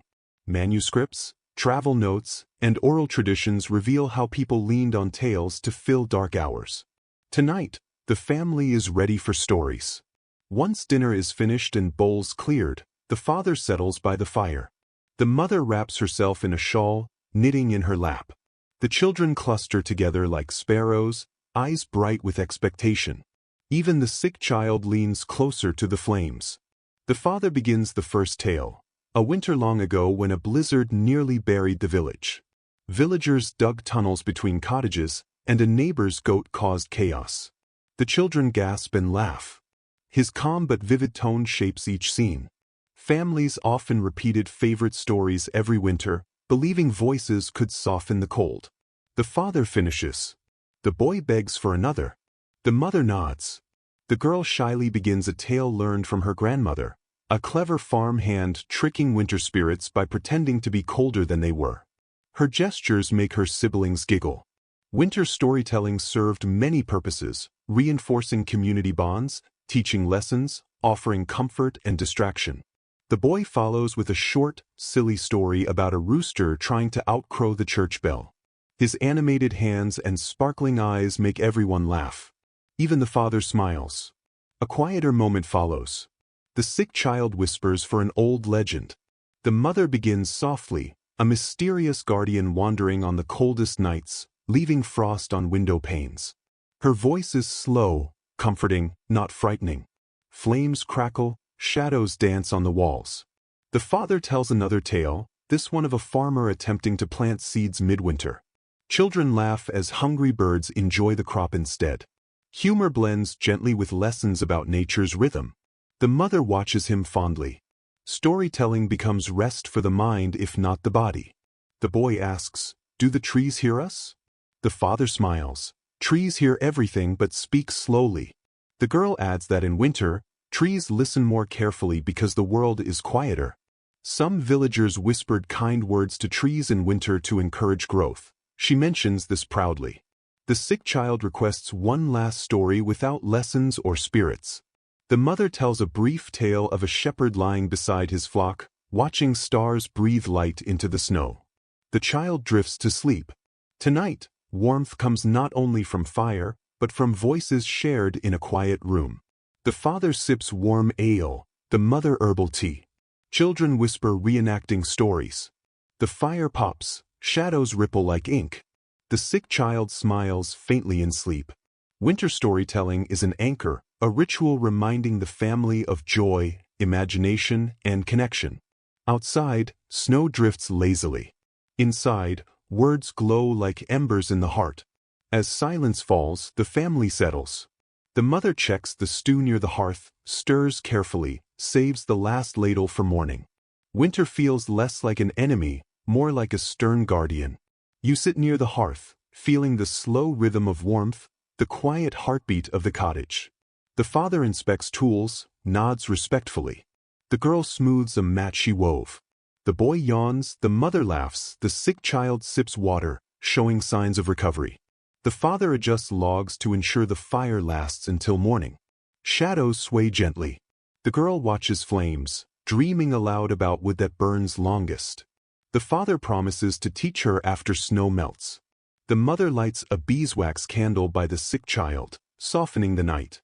Frost patterns on the window stretch like delicate art. Distant sounds, dogs, trees, church bells, bend with winter air. The mother tucks blankets around sleeping children, strokes their hair, exchanges a look of quiet strength with the father.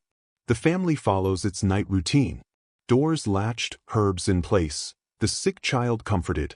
The cottage moves into its nightly rhythm, wrapped in warmth, survival, and care.